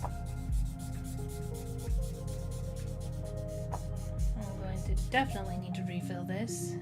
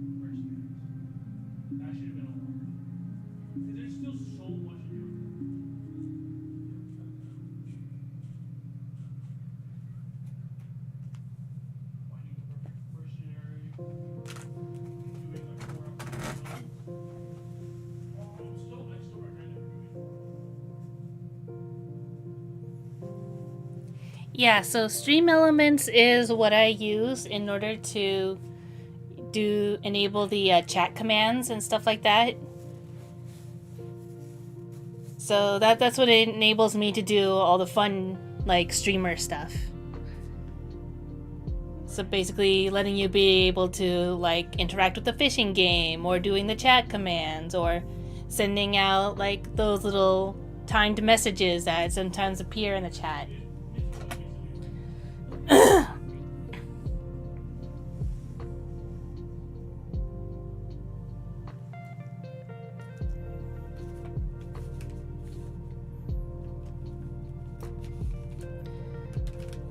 But yeah, streamers use all, like, sorts of stuff in order to, like, have that sort of thing. Some people use Streamlabs, some people use Stream Elements.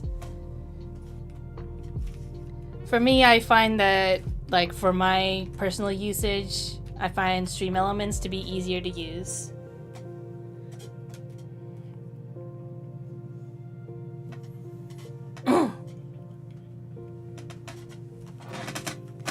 But yeah, that's just a little behind the scenes magic for you.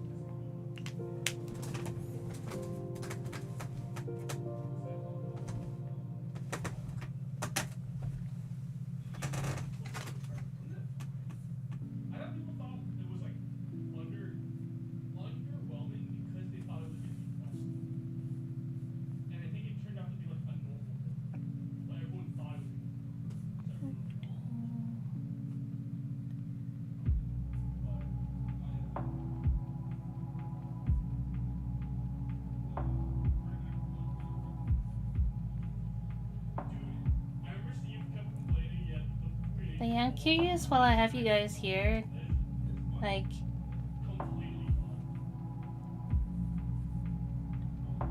I know probably, like, JR has, like, already read The Hunter's Tale because that's where Dolly's from. But I'm wondering if you guys have, like, read any of the tales so far, or, like, do you have opinions on any of the characters or any of the stories?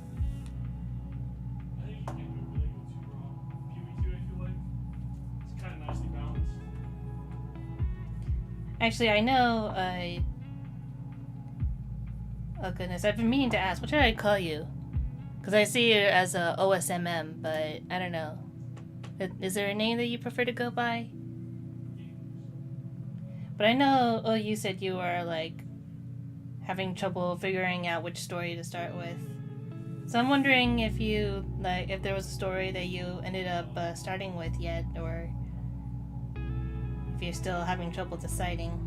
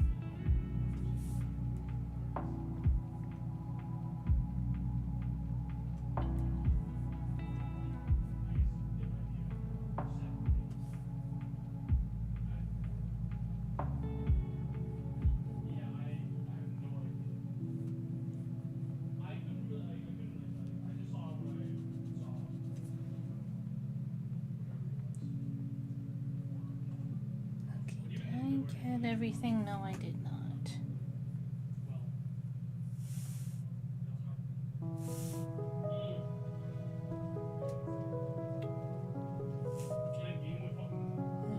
see.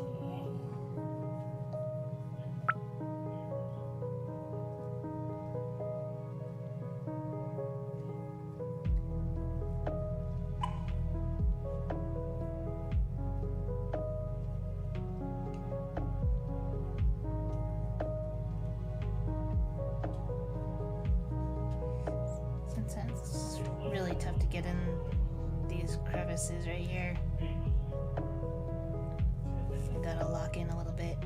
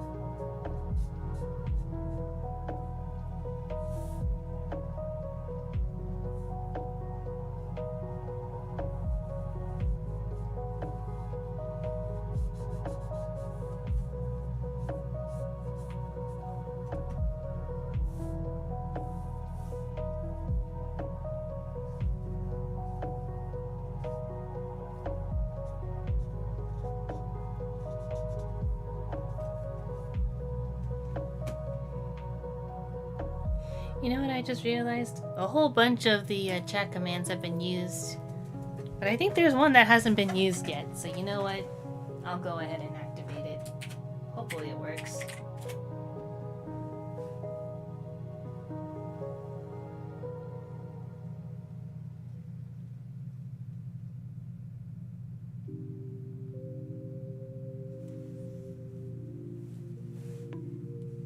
Yeah, it works.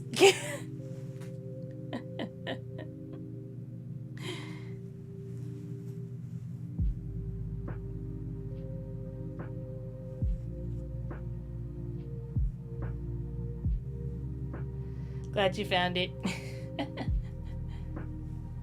I deserve that.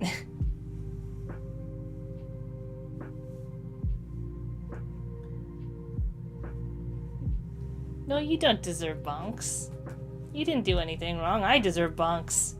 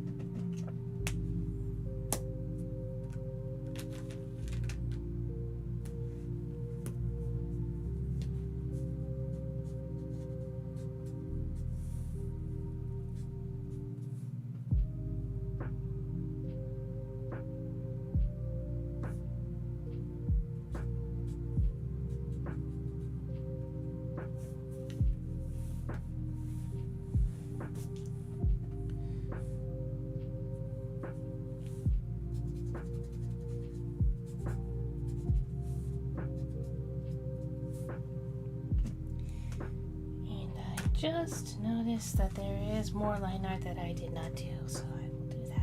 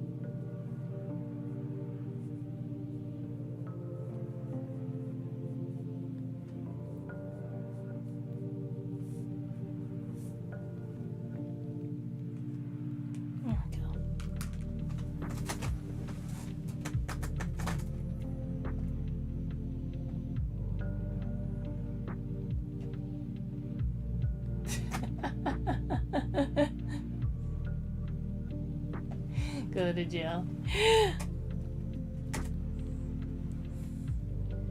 And yes, I get that's a joke. And I know usually the bonk, that's what usually the bonk hammer is for.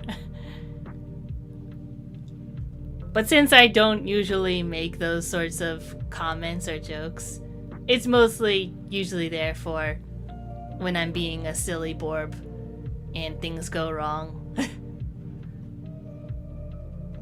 Like earlier in the stream.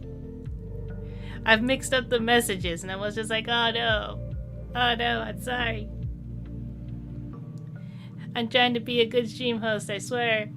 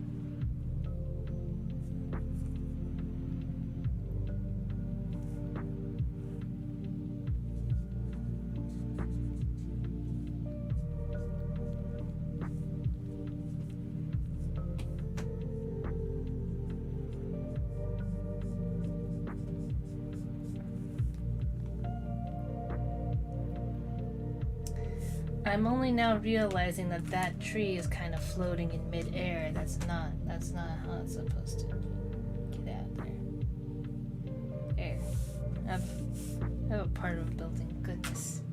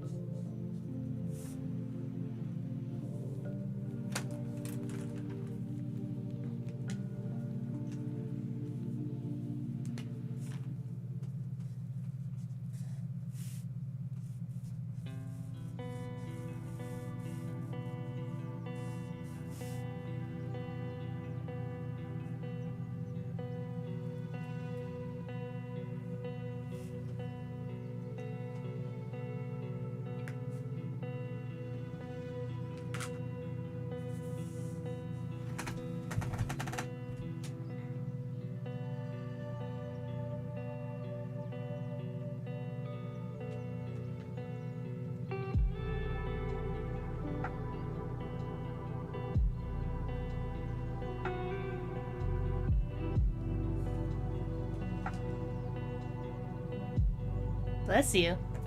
Did I sneeze?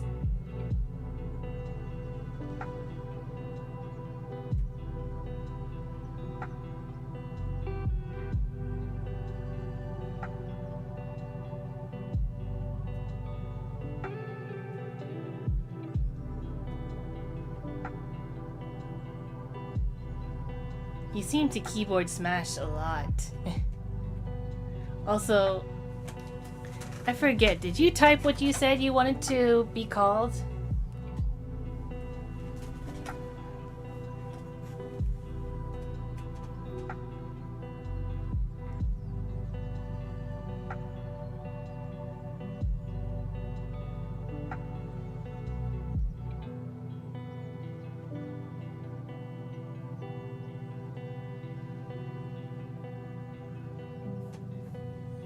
I don't remember sneezing. I have no recollection of this. I have been coughing though. I have been doing little coughs because I am just at the very, very, very, very tail end of a borb flu.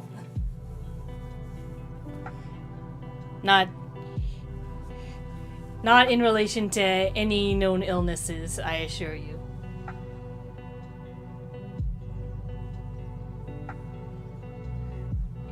But yeah, do you have something you prefer to be called? Because I don't know if I should call you like OS or...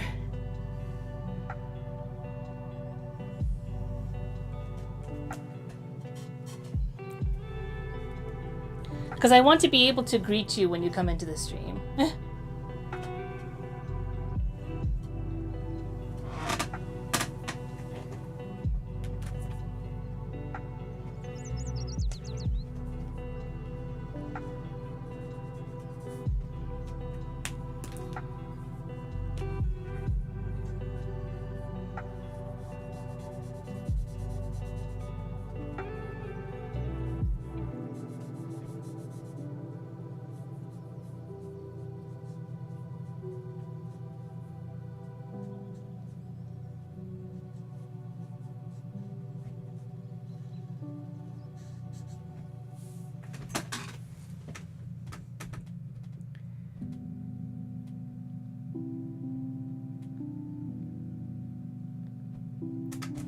Ah, okay.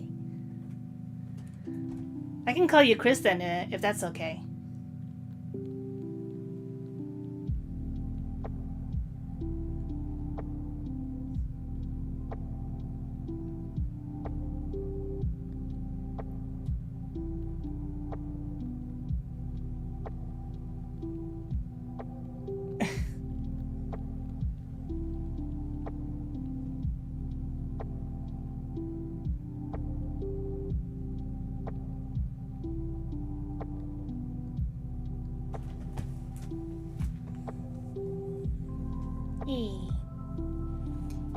And again. Thank you for stopping by the stream and testing out all of the chat commands. It was really fun. Like, I'd completely forgotten the sound that I assigned to that borb. So that startled me in a funny way.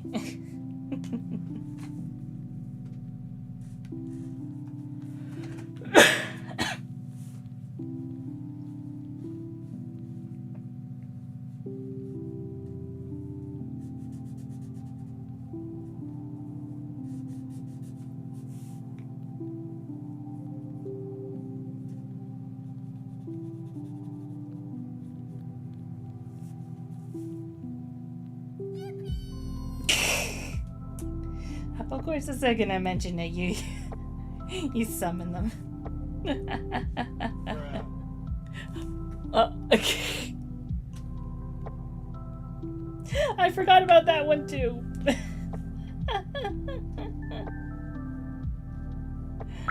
Oh my goodness.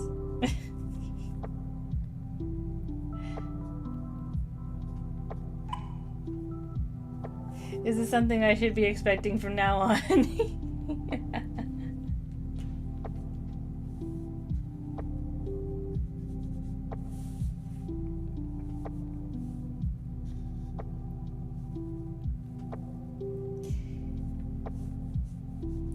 One thing's for sure.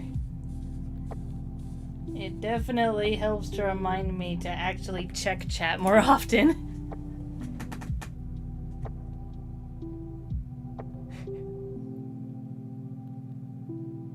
Borbception, yeah.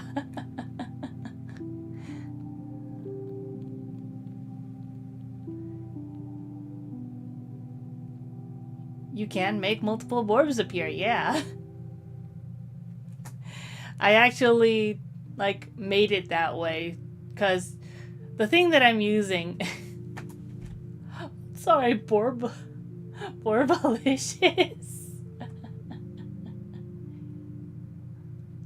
Oh yeah, I'm not sure if you use the Hydrate, actually. That summons some Borbity for me.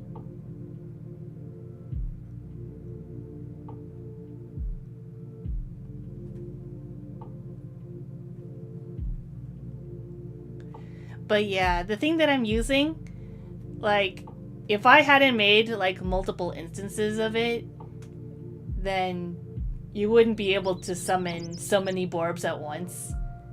But I was like, ah, that's no fun. I want Borbs to fill the screen, so...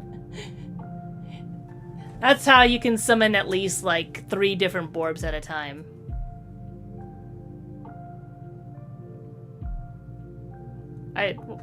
I shouldn't say at least. I should say at most. At most, you can summon 3 Borbs at a time. Yeah, see? It's some Borbity. And thank you for the Hydrate.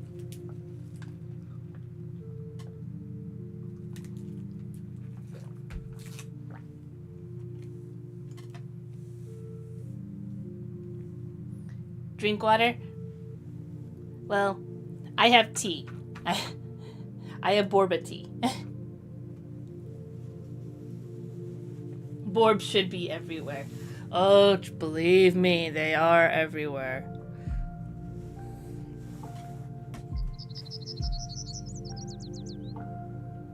Oh no. Oh no.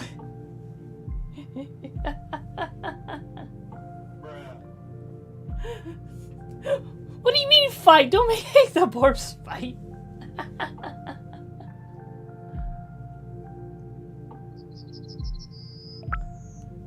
Yes, Feather King is here. See? He's right here. They are everywhere, including right here, right next to me.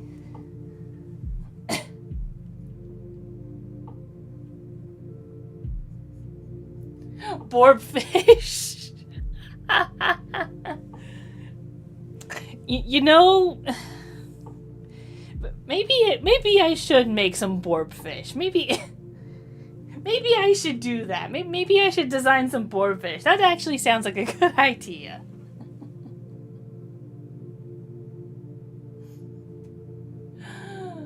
Run for your lives, we have mad Borbs!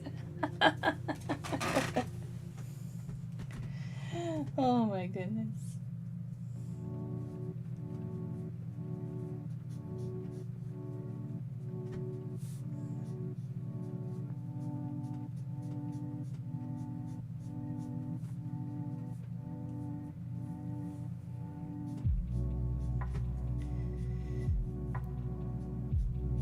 But yeah, trust me, the Borbs, they are all over the Creator's Garden. Most of them are outside today. But we have a good chunk of them inside, mostly snoozing. It's nice and comfortably warm, so they're taking Borb naps.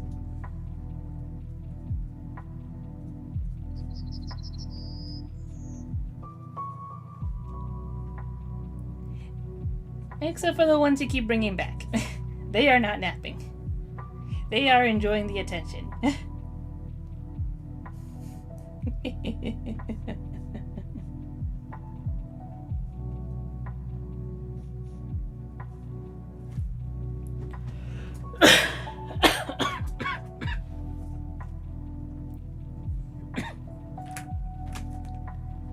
Goodness. So much excitement today.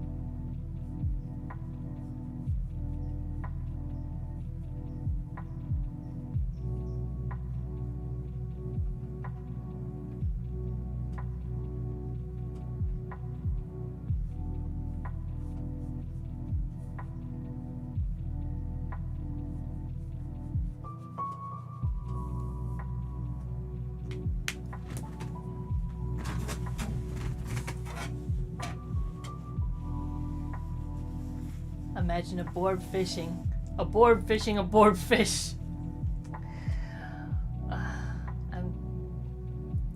You know what I'm going to do? I'm going to write that down so that I can draw that later. That is what I'll do.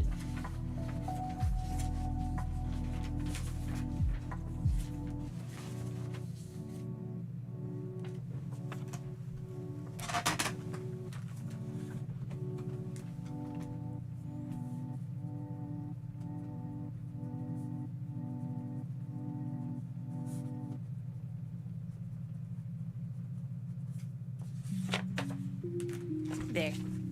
So I don't forget.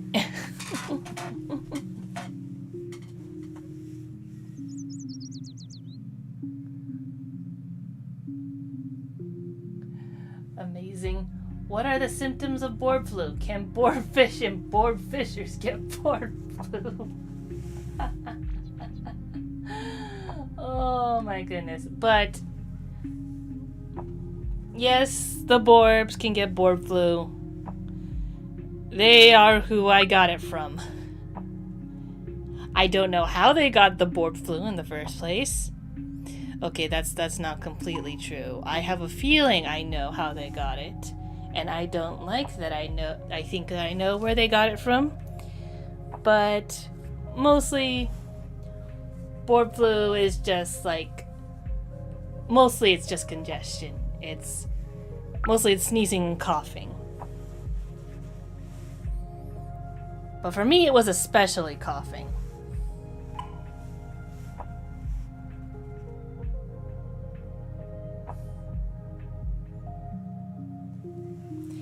And so help me, I will make sure that the boardfish cannot get board flu, because I do not want to have to go through this again.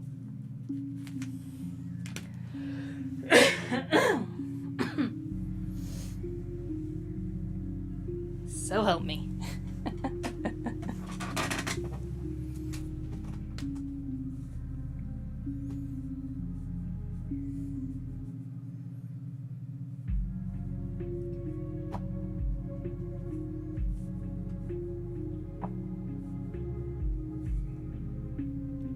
I am taking precautions this time.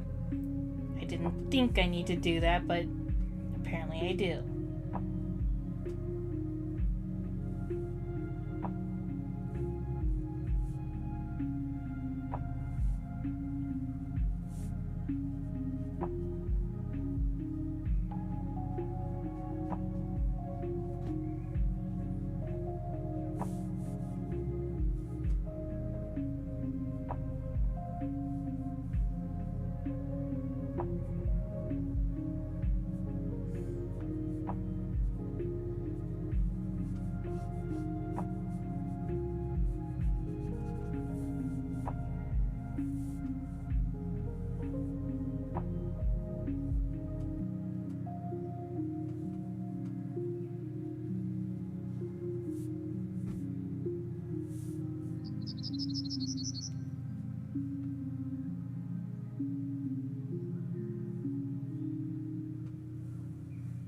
Orb is so angry.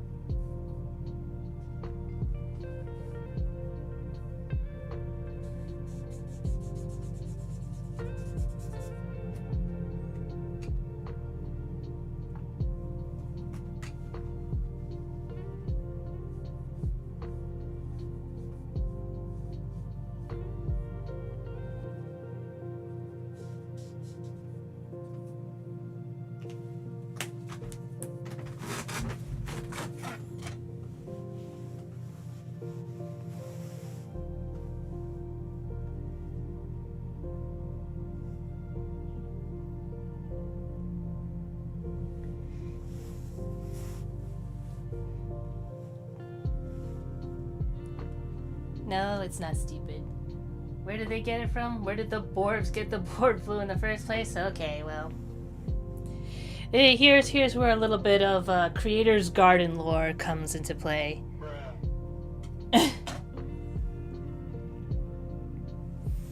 So, I probably mentioned this before, and it's also like somewhere hidden in the lore chat command as well, probably. Actually, I'm not even sure if I mentioned it, but so as Harpy, I am the last of the creators in the Creator's Garden, and that is because something catastrophic happened to all the other creators who are here. That being the attack by the Demon Realm. So, my guess is that despite my best efforts of trying to keep the Creator's Garden safe and hidden, that somehow a piece of the void from the Demon Realm managed to infect one of my Borbs and make it sick. That is my current theory, at the very least. I cannot confirm, but that is my theory. And if it is, then the Demon Realm is far too close for comfort, and I don't know what to do about that just yet.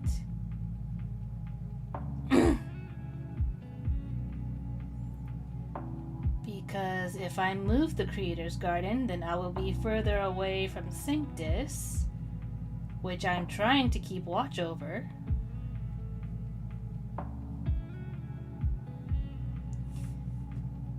And I do not want to leave them completely defenseless.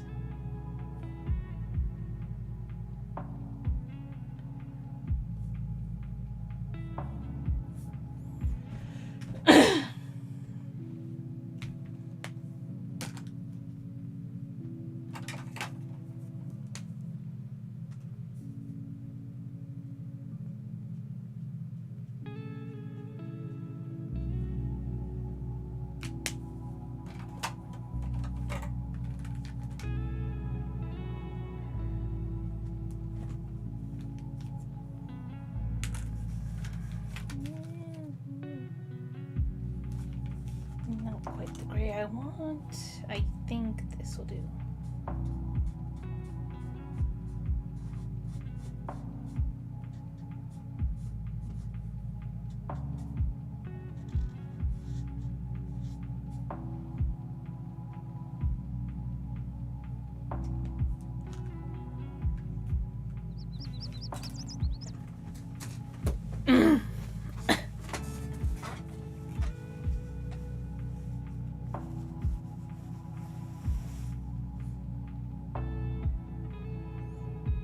You know what? I need to study those Borbs for medical purposes.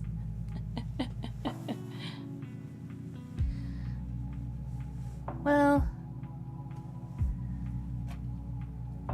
I'm not sure if I can get you an actual Borb. The closest you'd be able to get is a Princess Borb sticker that's in the shop. I know, very weak shill there, but don't worry about it. I just love the stickers, okay? That's just me. I have a few people tell me that they love their stickers as well. So, yeah.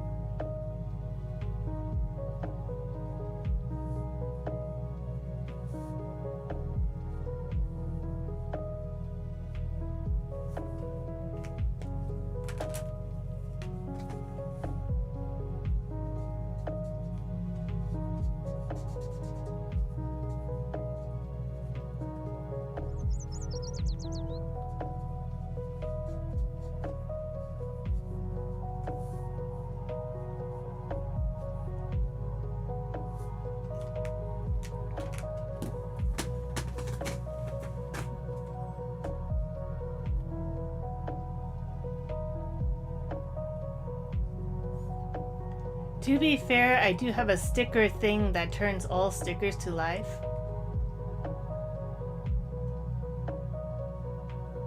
Would you like to elaborate on that? What do you mean you have a sticker thing that brings stickers to life?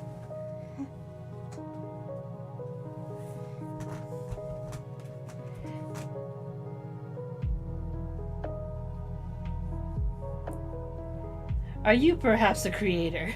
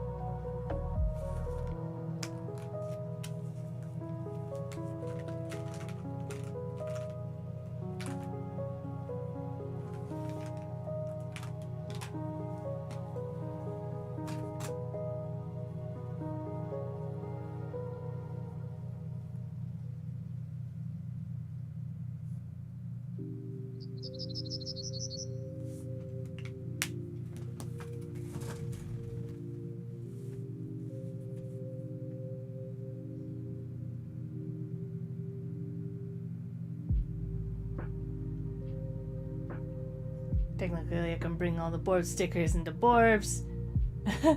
Maybe. I swear I'm not in disguise either, by the way. Sure. Sure, let's go with that. Let's go with that.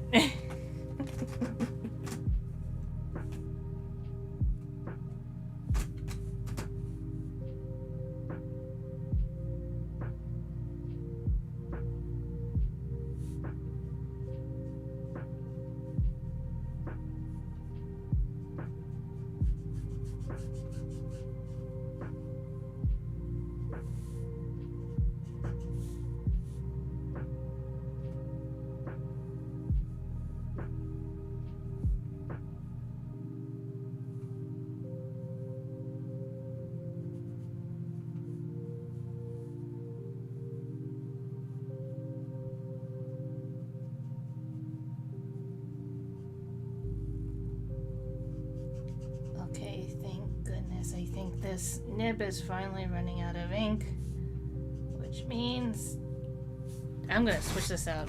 I'm just gonna do that right now because it is annoying me.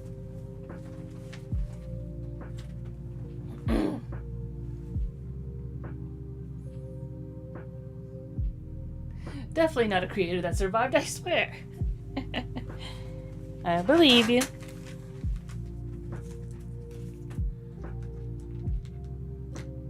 Okay. So I'm just gonna go ahead and switch this out because this is annoying me. Just dump that. And I'll switch it for this one. This looks like it's promising.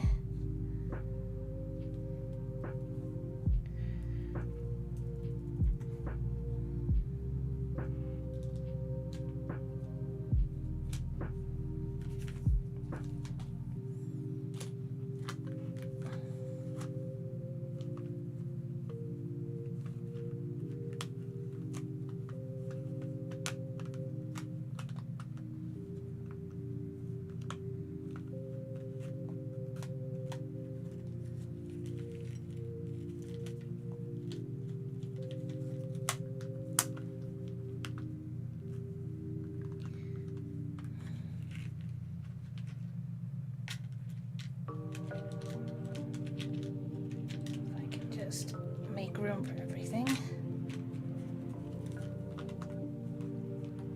There we go.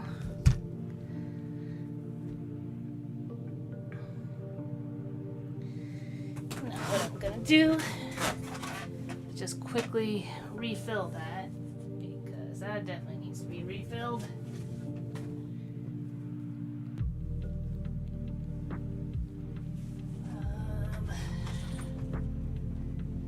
Base gray, yeah.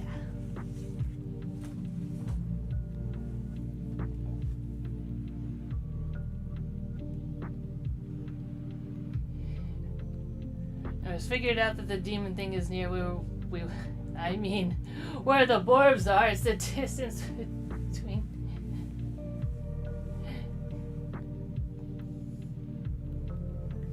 California and San Bernardino.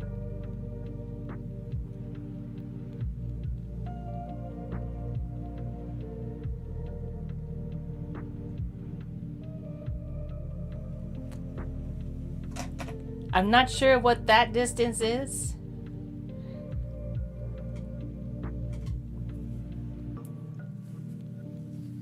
But that sounds distressing.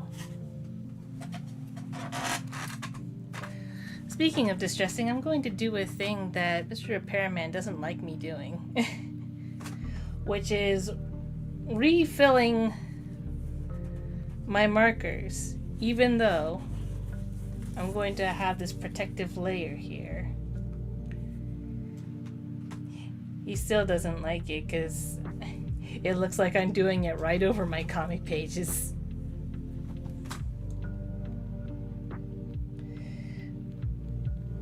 But I need to douse this nib in the new color so that I can use it later.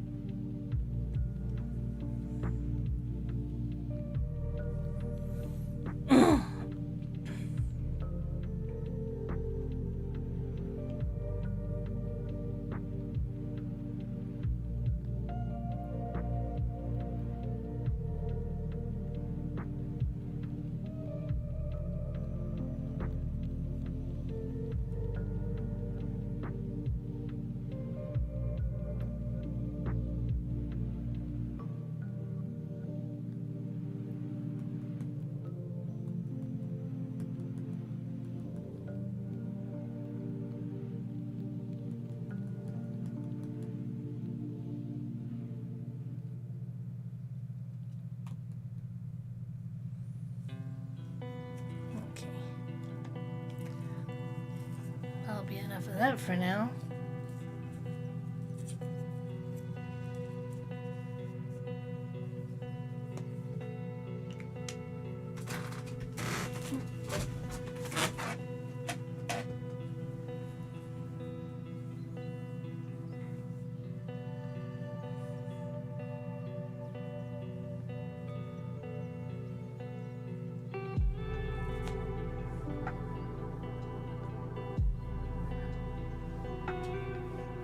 Hour 30-minute time distance.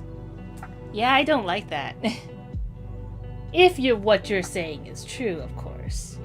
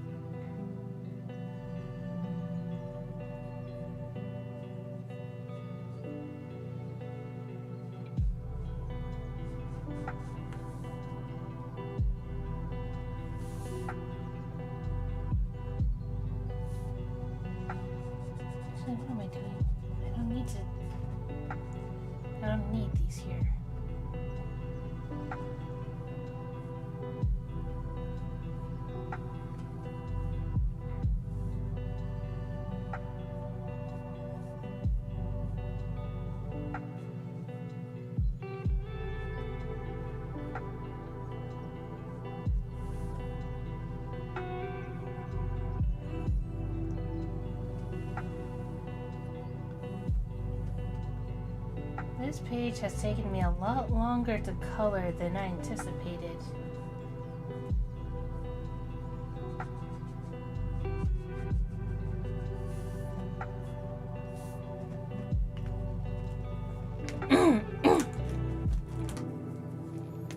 But I actually think, now that I'm looking at it, I think we're almost done.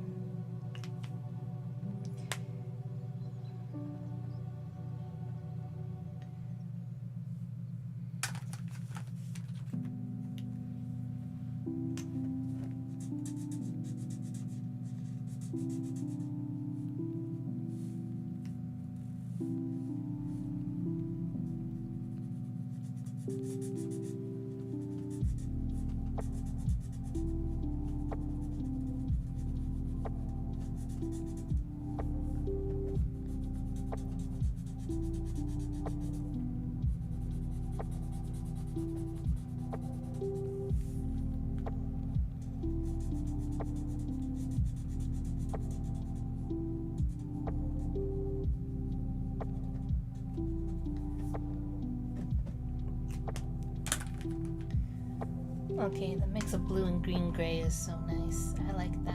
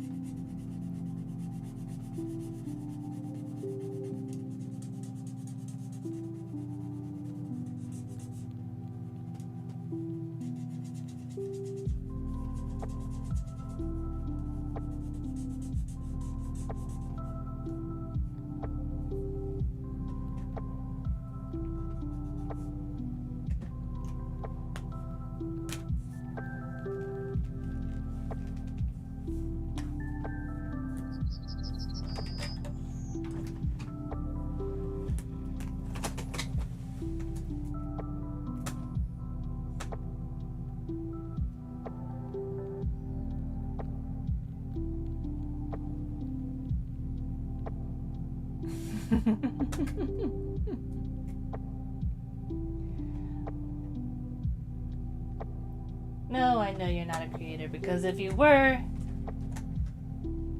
then you'd know that the demons are basically our kryptonite. We can make a lot of things, but they are the destroyer, essentially. So going near them would not be good for you. Not good for your health. Not good for anybody's health, to be fair. Oh.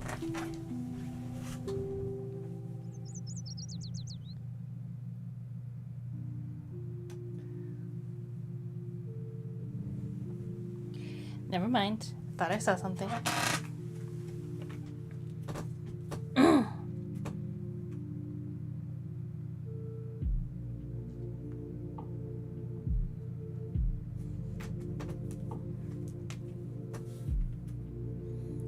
But I think I'm almost done with this page, actually.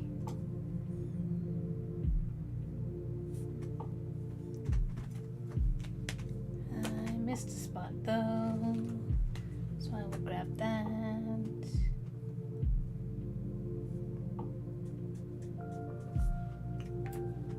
I've grabbed that.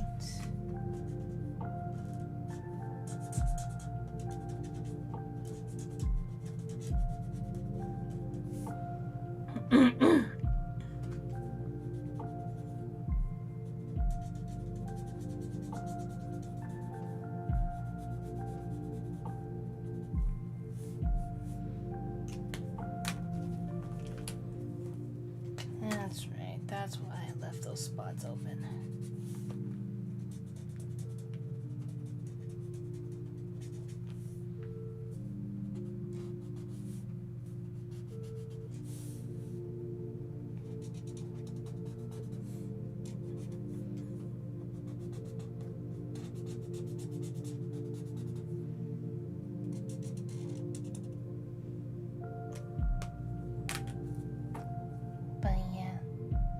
Since this is just basically the end of the stream, I'd like to thank everyone in chat and everyone who watched the VOD later for stopping by.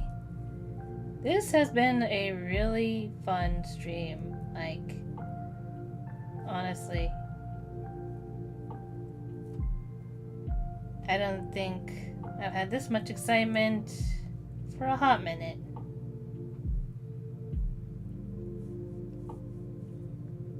And luckily, since I'm feeling better, that means I will be back next week on Tuesday for yet another art stream.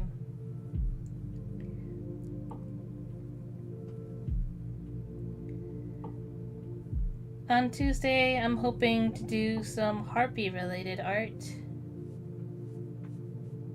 And hopefully you'll see more about what I'm talking about during the stream.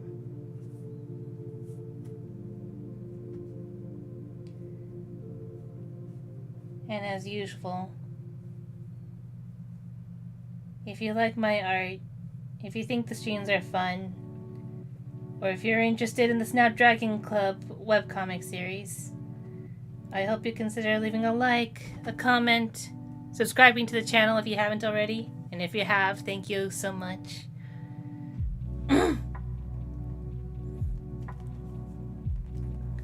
I hope you'll also considering sharing around the comic dubs as well. I really would like to see more feedback on the stories.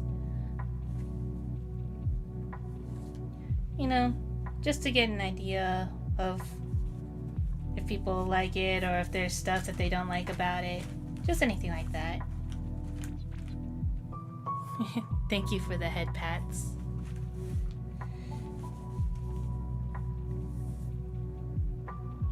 And here's the page,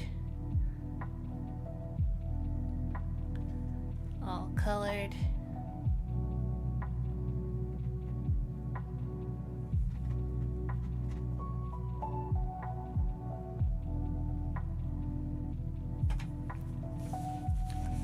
And as usual, if you're feeling super duper generous, there's the Ko-fi link right over there. You can buy me a boba. You can become a visitor of Sanctus and get a borb attributed to your name, which shows up at the beginning of every stream.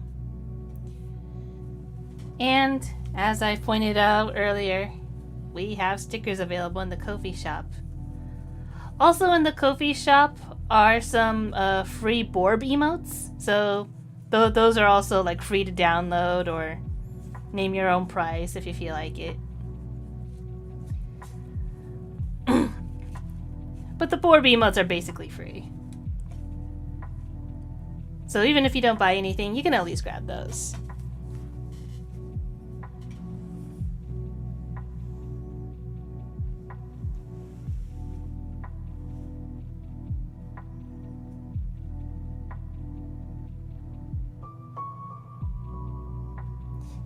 You need to rest with the borbs.